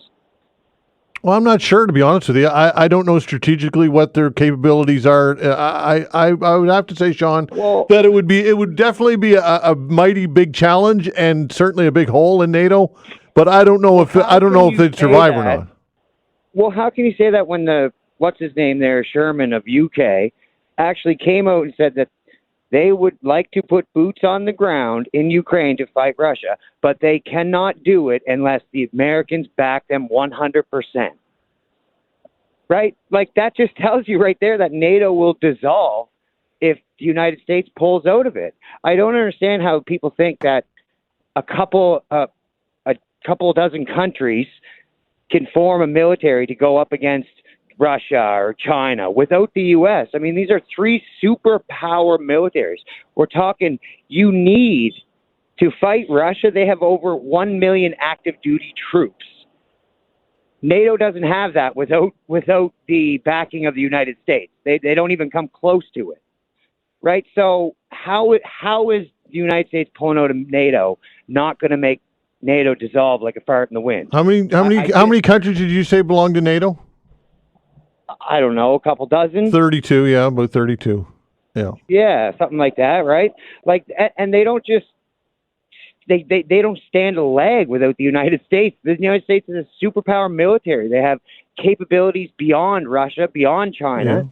Yeah. And they need those capabilities. And like I said, the UK Prime Minister said that right out in public on a thing, like, we are nothing basically without the United States. Well, Sean, I don't think Sean, I don't think the world should roll over and collapse because the United States says that they should. Should they? No, neither do I. Neither do I. But I understand you have to respect the military and the contributions that the Americans bring to NATO, because if not, they'd be nothing without the United States. Yeah. They would cease to exist because of the funding that goes into it from the United States. They pay the biggest share of NATO, something to the tune of 8%.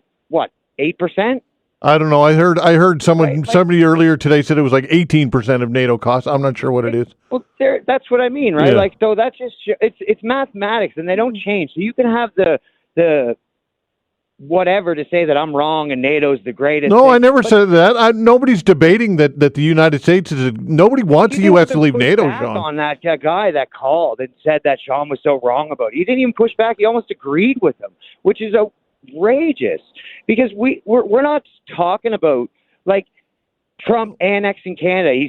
He's taking over Canada because of tariffs. Well, do you not realize, so what? China is making Canada the 24th province of China just the weekend they put 100% tariffs on our canola oil, 100% tariffs on our peas. They put 25% tariffs on our pork.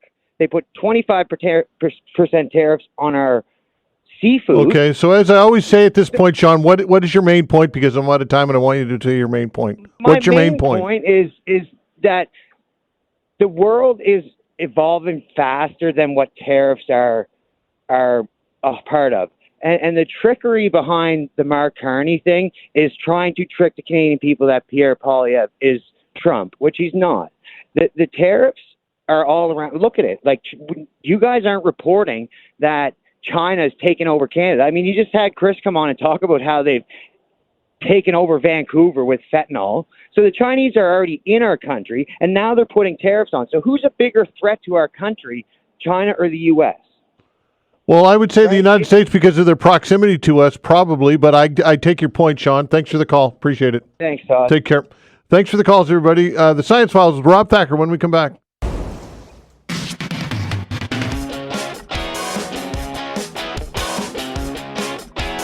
All right, it's the Science Files with Rob Thacker, St. Mary's University astrophysicist. Give us a call at 902-405-6000 if you've got a question or two, or you'd like to chat with Rob Thacker. Science-related, of course. Give us a call at 902-405-6000. Just as simple as that. Again, the Science Files with Rob Thacker, 902-405-6000. Rob Thacker, what's going on today? Good to be back. So, although the craziness continues in the world, but anyway, there we go. We'll stay away from politics entirely, if you don't mind. I don't mind at all. Okay. All right. As mentioned, 902-405-6000. That is the way to reach us for the Science Files. If you've got a question for Rob Thacker. And we've got a celestial experience coming up this week. Yeah, so we've got a total lunar eclipse happening Thursday. It was really Friday morning, I suppose. And so this is where the Earth gets in front of the moon. And so the moon is literally in our shadow. And so you see basically the shadow of the Earth go across the moon. Then you get it sort of lit up by the light that's going through the Earth's atmosphere. So it gets kind of like a reddish hue to it. And then you see the end of the eclipse as well, with the moon passing out of the shadow too. So these are all safe to view with our eyes. It'll be at nighttime anyway. It's not like a total solar eclipse where you got to be careful. So you don't need any special equipment to see this, but you will have to get up early on Friday morning. Or stay up. Yeah, or stay up. Yeah. Whatever you are. If you're a night owl, sure. Right, so is that described as kind of like the corona? Similar as to the... So you won't see anything that's quite as amazing as a total solar eclipse of the sun, because when you get the total solar eclipse of the sun and you stick the moon slap bang in front of the sun, then you are seeing what you just mentioned, the corona, which is literally the sun's atmosphere, right? And you can see that really beautifully. Whereas when we're looking at the lunar eclipse, then the moon is going into our shadow. And so it's not as spectacular as seeing a total solar eclipse. Okay, 902-4... And they're quite a bit more common as well. Okay, 902-405-6000. And it is amazing, though, and we've talked about this before with the solar eclipse, but the proximity of us to the sun and the moon and the way that they're all set up. And, I know. But it is amazing, though. It is amazing, But yes. your counter-argument to it must be God's design is that at some point this is going to happen regardless. Well, so there is the argument that the moon is slowly moving away because of what's called a conservation of angular momentum argument. And so it's slowly moving away from the Earth. And so there will be a time at which there are no more total solar eclipses. That's understood and calculated. I can't remember how many millions of years' time that is, but that will happen. There will be a point at which there are no more. So from that perspective, will the people sort of say, oh, we wish we'd been alive how many hundreds of millions of years ago to be able to see it? Yeah. So it's a bit of a coincidence. There's no question about that. It's unusual to have two objects that are so far apart and on such distant scales yet match so closely. Yeah. And the other thing I think I should point out is you can imagine certainly scenarios in which you had a bigger moon that was close by and then you covered up a lot of the sun. And if you had that, then you wouldn't be able to see the sun's corona as easily. So that is actually a really nice thing that comes out of having total solar eclipses. Okay, 902-405-6000. That is the way to reach us again, 902-405-6000. If you've got a question for Rob Thacker, here's an email question. Let's see here. Mark says, if dark energy is accelerating the expansion of the universe and dark matter is working in the opposite direction, what part does gravity play in all of this? And also the second part is, or is dark matter and gravity the same thing? And if dark matter and dark energy are impossible to measure or observe, how do we know they are acting on the expansion in this way? Okay. So actually the last part of that is really the most interesting question for me. But let's sort of like back it up a little bit. So dark energy is this force that literally the more space you have, the more space pushes itself apart, which sounds kind of incredible, but is actually a very interesting prediction of Einstein's theory of relativity. And when we look at the data of very, very distant things and measure how fast they're moving away from us, they're moving away from us faster and faster in a way that suggests that there is this thing called dark energy. And so that's actually been... I mean, people have been trying to say it's not dark energy for a long time, but the theory fits so well, people are like, yeah, it looks like it's dark energy. So then dark matter. Dark matter is different from dark energy. So dark matter is this mysterious mass component that actually appears to be a relic from the Big Bang. And yes, we haven't detected an individual particle of dark matter yet, other than neutrinos, but they can't be all of the cold dark matter, as we call it. And so detecting one of those is there. I mean, there's a Nobel Prize waiting for someone to do that. So once I'm hopeful that we will do that. There are sort of plenty of possibilities that lead to impossible to detect particles. Theorists have come up with many different ideas for that, but I'm personally hopeful we will actually be able to detect a particle of dark matter at some point in the future. And now, how we can do all of these things without really sort of like having detected them or knowing exactly what they are That's a really interesting thing, and that comes out of the nature of physical theories. And so if you have a theory of, say, gravity, then you can posit how this particular material is going to work. And so, for example, with cold dark matter, we say it just interacts gravitationally. It's gravitational interaction that's the most important thing. All of the particle physics-y stuff that it does, that's just really suppressed by the low density of the dark matter and so on. And so we see it in this state where it's just pulling stuff in. And that allows us to do calculations with it and predict what it will do. And that's the great thing that science lets you to do. You can actually predict what it's going to do. It's the same thing with dark energy. We literally put it in a term called the cosmological constant in Einstein's theory. And then, well, hey, we see what we get from that. Okay, 902-405-6000. Owen's giving us a call. Hello, Owen. Hi. Question, Dr. Rob, bear with me. Okay. If I took a laser beam and shot it out into space in a straight line, a very linear line, would it continue to the end of the universe, or I guess it would be, is the universe round or infinite in the straight line? Okay.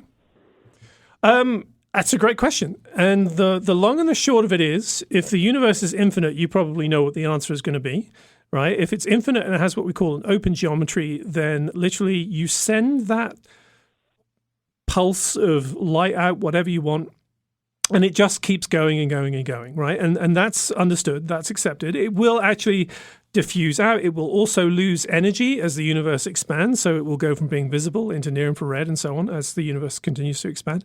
So if the universe has what we call an open geometry and it's infinite, then that will just keep on going. Now, you're hinting at, is the overall universal geometry something that actually loops back on itself? Like, can you imagine a sphere coming back on itself? The answer is, if that's true, it's only true on enormous scales, right? And so people have theorized about this. You can make the data kind of fit that idea, but it has to be true on very, very, very, very big scales.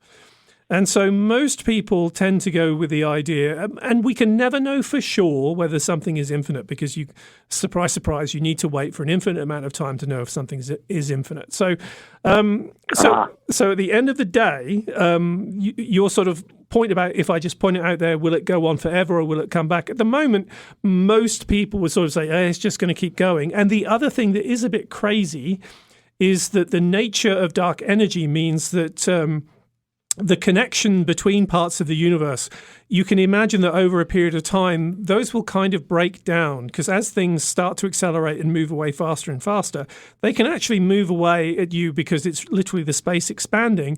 That space can actually expand faster than light. Your light still travels at the speed of light, but the space itself can expand faster, right? And that often freaks people out, because that means we could reach a point sometime in the future where we see less and less, right? Which is kind of nuts. And that is a very, very long time in the future. But that is nonetheless a prediction of the theory. Very interesting. Yeah. So if you take it in a your long time frame, and I understand what you're saying. Yeah. But at what point, does it... It has to stop somewhere, okay? And does the universe start to contract?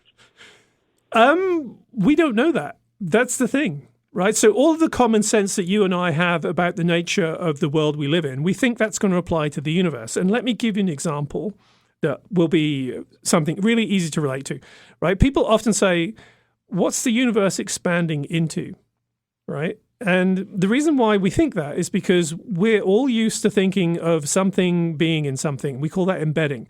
So you live in your house is on the road is in the city is in the province is in the country is on the planet, and so on and so forth, right? But the universe is where that stops, right? And so even though it doesn't make sense to us because we're used to embedding being a thing that we just think goes on for an infinite level of stages, in fact, the universe is when that stops, right? And so we have to sort of like put aside our common sense at that point. We don't have a choice. Interesting. Dr. Rob, as a senior citizen, interested, is it possibility to audit your classes? Just, I'm not looking for credits, but just to sit in on your classes? So I'm afraid to say that the university, by and large, doesn't really like that happening for a number of different reasons, right? But certainly I often give public talks. I did one at the Probus Club in Dartmouth just a few months. I just did Acadia Lifelong Learners. So at some point, I'll probably be doing one at SMU again. Perfect. Thank you. Thanks, Owen. Appreciate the call. Take care. 902-405-6000. The Science Files continues when we come back.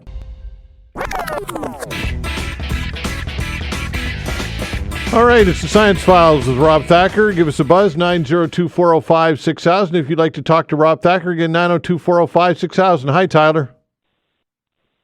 Todd, Dr. Rob, hello. How are you today? We're doing well. Excellent. I have a bit of a nuanced question for you, and I hope you can give me some grace for any ignorance that I might have. I always do that. Perfect. Excellent. So my question to you is, has there been any studies or is there any theories on where our position is in the universe? And I ask this in the sense of, the Big Bang, all particles and elements in the universe kind of came together, started spinning around, spun everything out. So there must have been a central place for that to happen, correct? And my question to you is, do we know where our position is in the universe, and are we the center of it? Sure. This is a great question. And it's one thing that I want to point out that often when we try and explain things, we'll use an analogy. Right. And so the analogy that people use when explaining the Big Bang is, and you've probably seen it on TV, they'll start off and they'll say, in the far past, the universe was compressed down into a single point. And they'll show you like a white dot, and then they'll go, then it exploded, and that dot will explode, right? And there's actually a problem with that, because that's not accurate for what happens with the universe, right?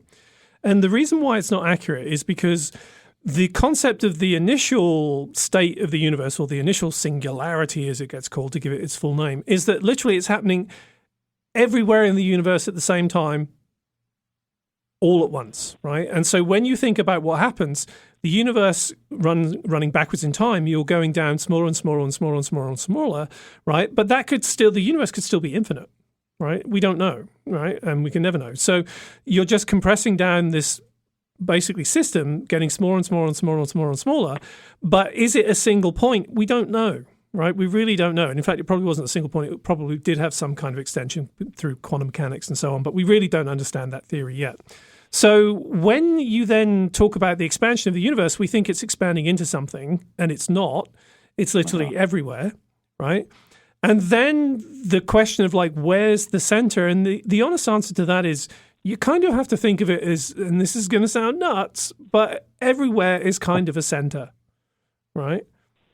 It's a bit like on a sphere. If you're just on the surface of a sphere and you say, what's the center, right? You don't really know, right? You could pick any point and you can do the geometry the same way, whatever point you pick, right? And it's the same with the universe. Literally, you can say whether you want to think of us as being at the center or whatever, it essentially means there's either no center or everywhere is a center, depending upon how you want to think about it, right? And that's the crazy thing about that's it.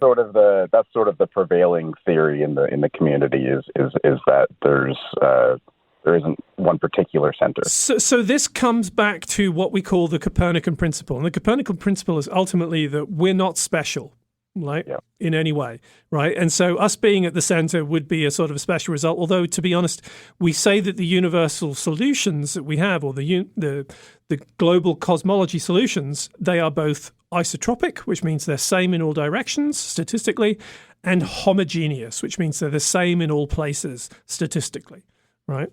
So would that come down to some kind of because the variance of the way that we view the universe, and through all of our technology and our best possible theories, the universe is expanding from us as best as we can view it. Correct? Well, but what you need to remember is, if we could magically suddenly go somewhere else in the universe, we would see exactly the same thing. Right? It would look like it's expanding away from us, and it would look like we're the center of the universe wherever you are and wherever you go and measure that expansion. Okay, I got you. And one last question for you. Again, relating back to the Big Bang, with the coming together of all the energy, whether that was in different places or if it was in one particular point the size of a pencil, whatever that is. If the theory is correct, would not all the planets be spinning in the same direction? Oh, so okay, great. So the answer to that is we get planets forming, and that's distinct from what happens in the Big Bang. They form by a very different process that happened during the Big Bang. And in fact, there weren't any planets during the Big Bang. Everything was very hot, and so it was in a completely different form of matter. But you form planets literally when you're forming a star, right? And you have a gas cloud which starts collapsing down in the same way that as a skater pulls their arms in, they'll start spinning up. As that cloud collapses down, it will start spinning up as it gets smaller because you're just conserving what's called the angular momentum. And then you'll wind up with a disk of material around the star as it starts to form, and you'll form the star, and then the planets will start condensing out of that disk of material. And so the expectation is they will tend to spin in the same way until you have a process by which things are sort of like a little bit randomized by collisions. And the randomization that happens because of those collisions can actually flip things the other way. So we think that's what happened with Uranus, for example, and Venus. So most of the time, you're right. You do expect them to spin in the same way, but they don't all have to do that. Okay, thank you very much. All right, thanks for the call. 902-405-6000. Dave, hello. Yes, good afternoon, gentlemen. I don't know if, Rob, you're aware. I was just doing a little research because I kind of forgot about the two astronauts that are stranded up on the International Space Station due to all the chaos around us down here, with the wars and goodness knows what else, tariffs. Todd can testify to that with all the talk. But I was just reading that I think within the next 2 to 3 days, the SpaceX is there is a SpaceX attached to this thing and ready to go, I gather. But they're delivering new astronauts, I guess, a team to come on board before they can actually complete this mission, or at least attempt to complete it. Yeah, they tend to take someone up and then bring someone down on the vehicle. Yep. Yeah, and then they need a few days to familiarize themselves, but I think they're going to try to take away a couple of the 5 days that they need for that, and as far as familiarization, because they get these folks home. They originally intended 8 days, and they're up there for 290 it some odd is days. A bit crazy. There's no question about it. Yep. And I really hope upon their safe return, and there's danger in there, you sign up for something like that.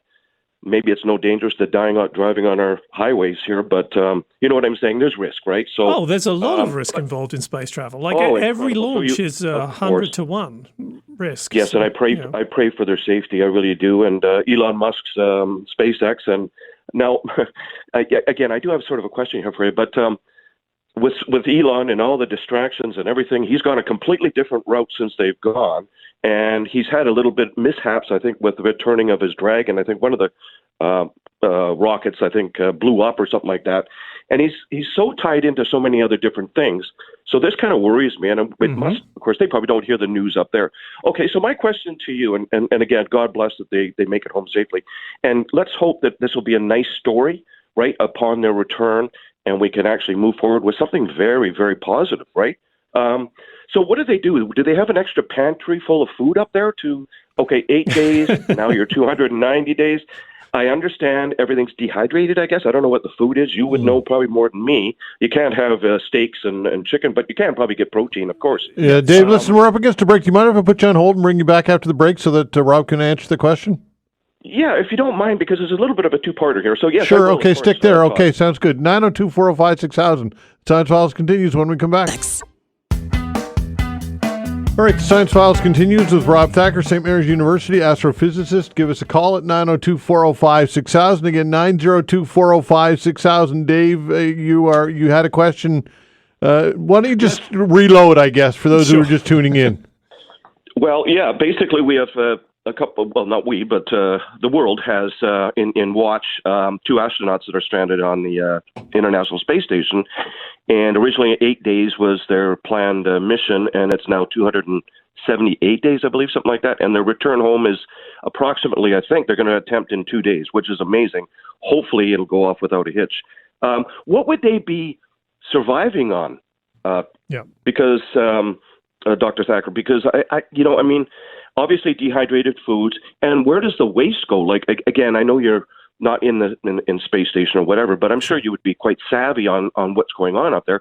And what are they doing to keep themselves basically motivated? And obviously research, abundance amount of research, but maybe you could explain how they are actually surviving, just to survive for sanity reasons, in my opinion. Well, I get cooped up in my place during the winter, to be honest with you. So they've literally got jobs, right? I mean, so there's a whole bunch of experiments that are being done on the International Space Station at any one time, and you can literally divvy those up, right? And there's always, in scientific research, there's always more things you can do. Trust me, that's not hard to find sort of additional parts of calibrations and so on that they'd be able to do. So I know that they were put on a couple of experiments. I wish I could remember which ones. They just did the spacewalk that was involving sort of like looking for any leftover bacteria on the outside of the shell of the space station. So they're staying busy. They're being paid, right? So they have a job to do. Hopefully handsomely.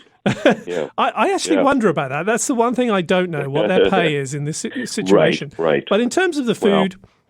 Typically, the International Space Station is supposed to have a few months of food on board, and so they also have a reserve. I think it's like a 45-day reserve.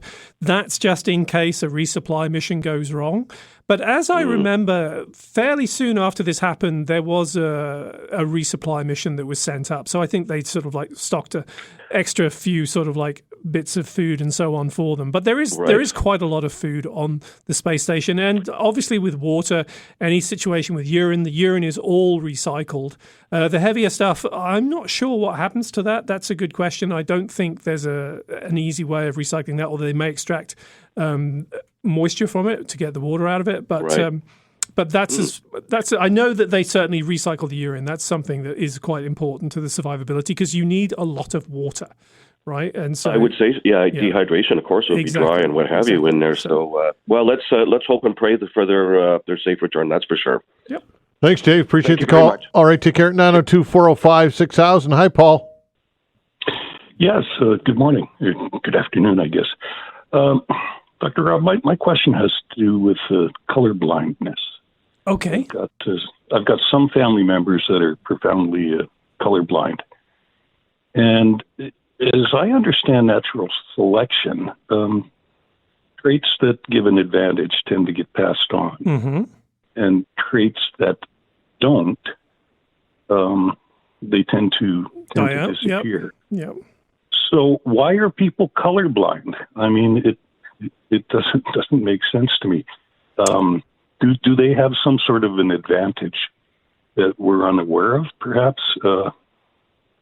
Any ideas on that? So that's a really interesting question, and I'm not enough of a biologist to be able to give you a cogent answer. In fact, I think you'd have to be a vision specialist to really understand this one.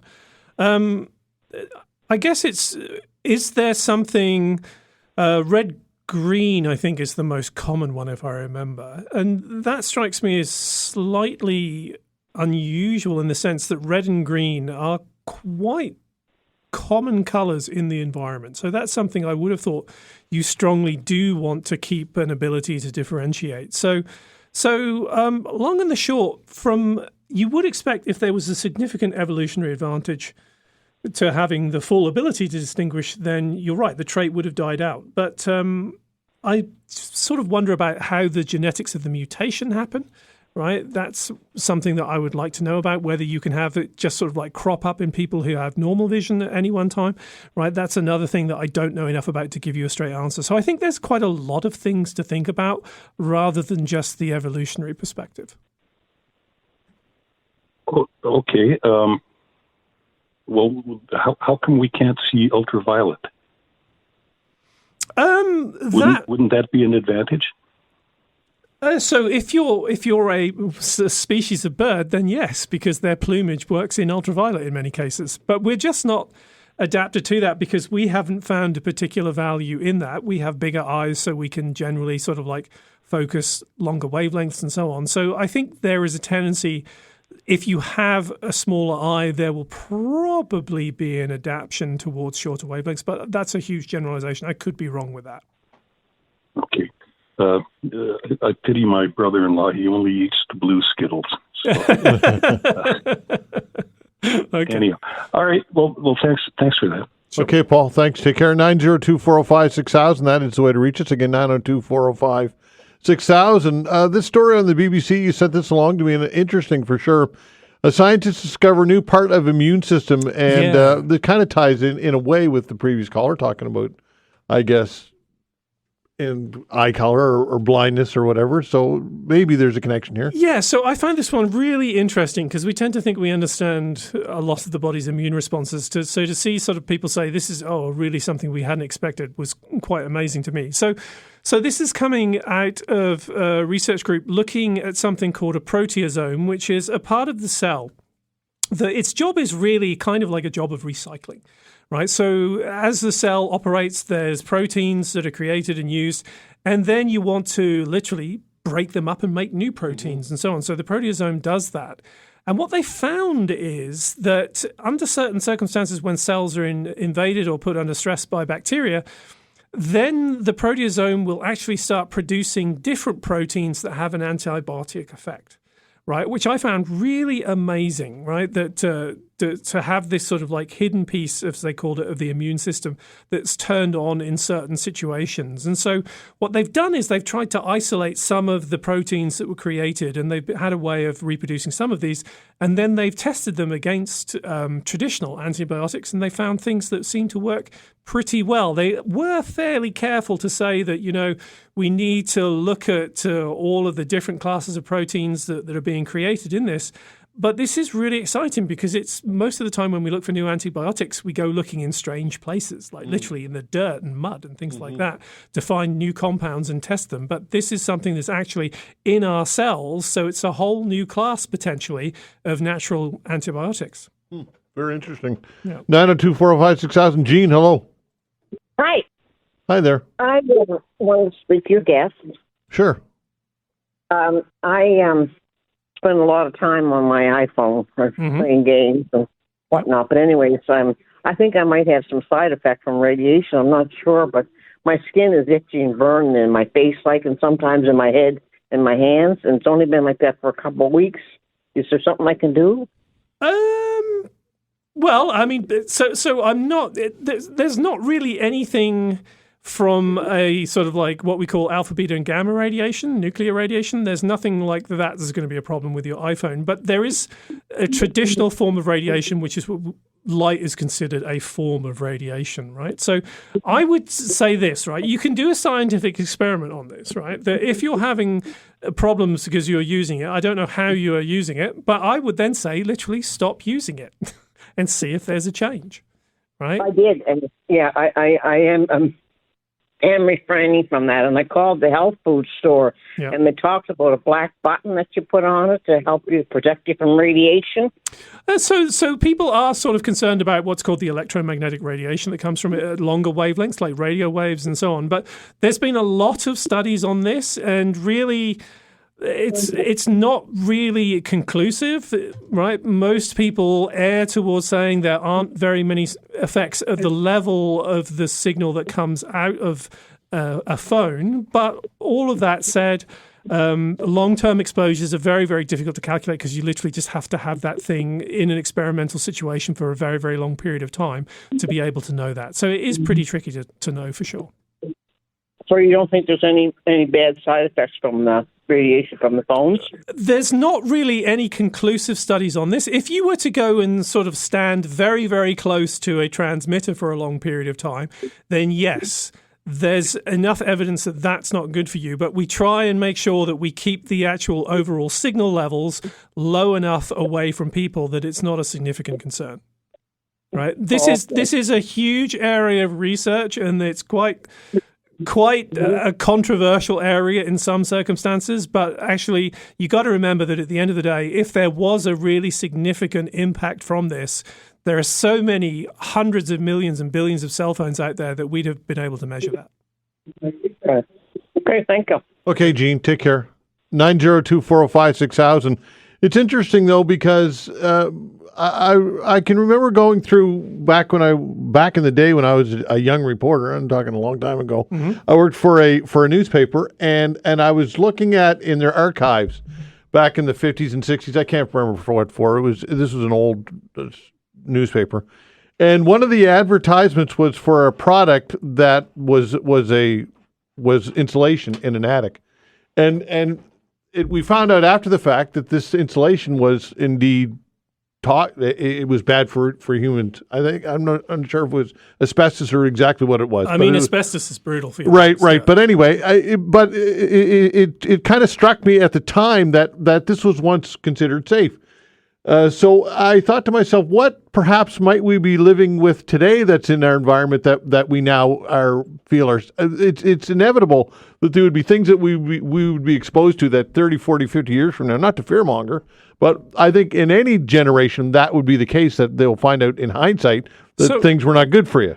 But that works in the context of the scientific method though, right? Because when you initially try and do studies, you can't evaluate low-level, long-term exposure because you literally don't have the timeline to do it, right? Yeah. So you literally become aware of the impacts over a long period of time, right? Now, cell phones have been around for a long enough time now that at least, 25 years, right? And so that's a pretty long timeline, although admittedly they weren't ubiquitous 20 years ago, right? Not everyone had them, whereas within the last 15 years, I say pretty much everyone does have them, right? And so if there is anything that crops up on the sort of like 15 to 30 year timeline, then we should start seeing that around now, right? And I'm not aware, and what that really means is statistically, it's really hard to detect anything versus all of the other things that can happen.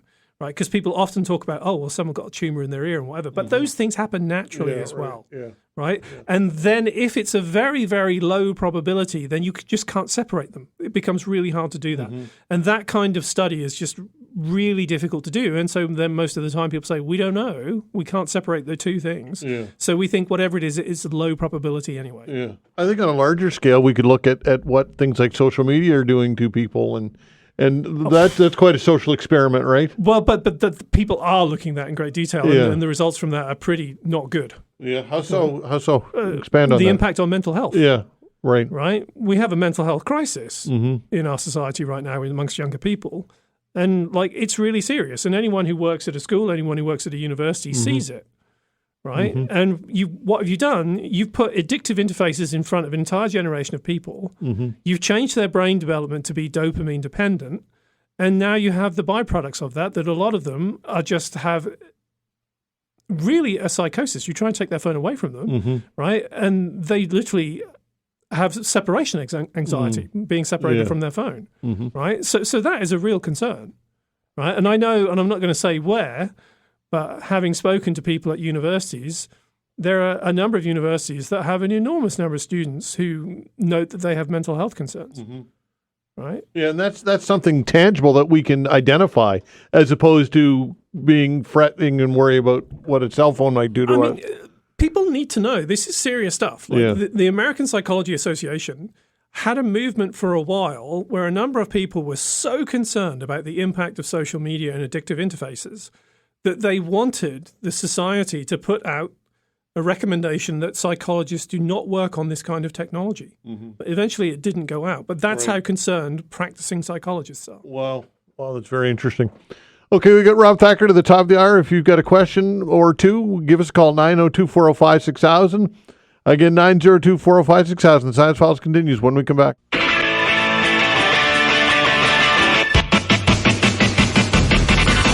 All right, the Science Files continues with Rob Thacker, astrophysicist, St. Mary's University. Give us a call at 902-405-6000. We got some room for you and some time for you to the top of the hour. Again, 902-405-6000. Hello, Paul.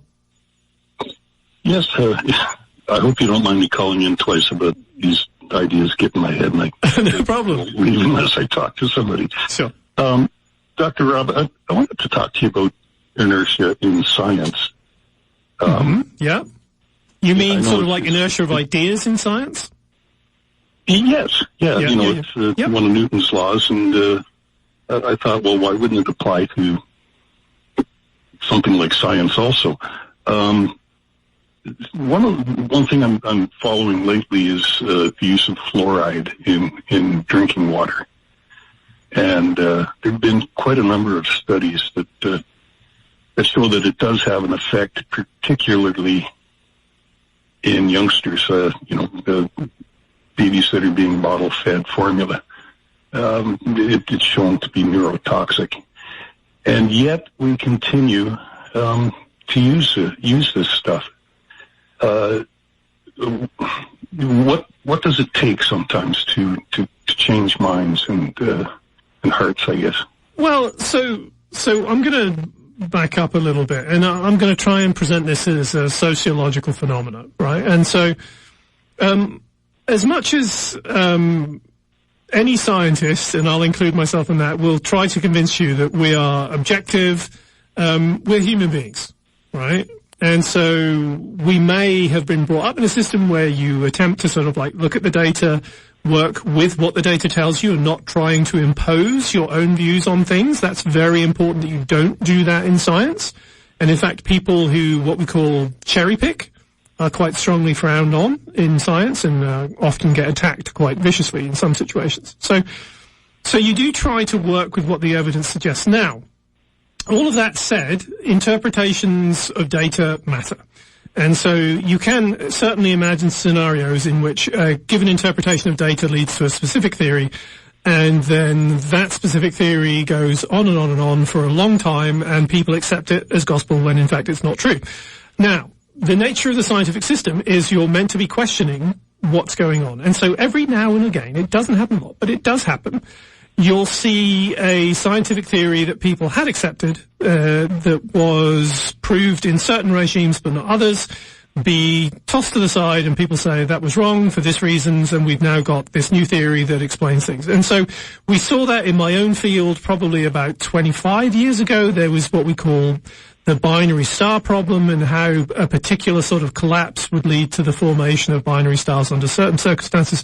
Turned out that was wrong. There was something wrong in the simulations and things like that. So those things do happen, but I'm going to be as reasonable as I can in the context of my own career to say they're fairly rare, though, right? And so most of the time, and in particular with health is a challenge because there's kind of like all of these different things that you have to prioritize for, like health of teeth and so on versus bones and sort of like the brain and so on.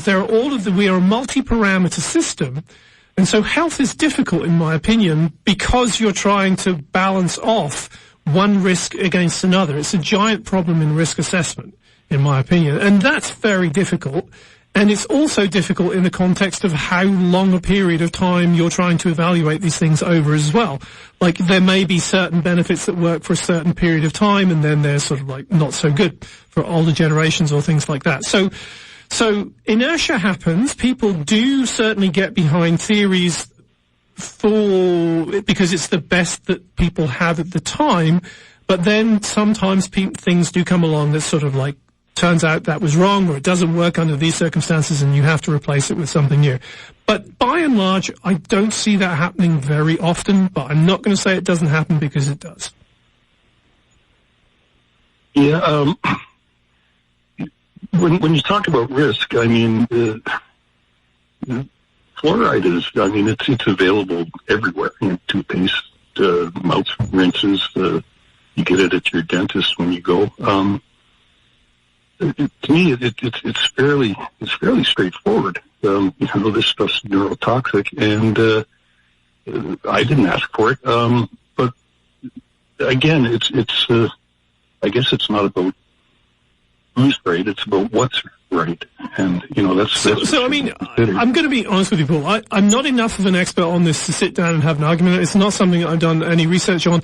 And even if I had done some research on, I would still probably defer to someone who works in this particular area. But I'm struggling to believe that if there is really significant evidence of serious neurotoxicity, that a government will continue to put it out there, right? Just on the risk basis. So I'm having a bit of a struggle with that. So, and again, I'm not enough an expert to really step in. Okay, Paul, out of time. Thanks, pal. Thank you very much. Okay. All right, Rob Thacker, thanks for doing it. Appreciate it very much as always. Oh, always a pleasure, and thanks everyone for the great questions. Okay, thanks everybody for taking part. We appreciate it. I'd like to thank Vanessa Van Den as well on the other side of the glass of the control board. Doing a fine job as always. We're back tomorrow at 10 o'clock. See you then.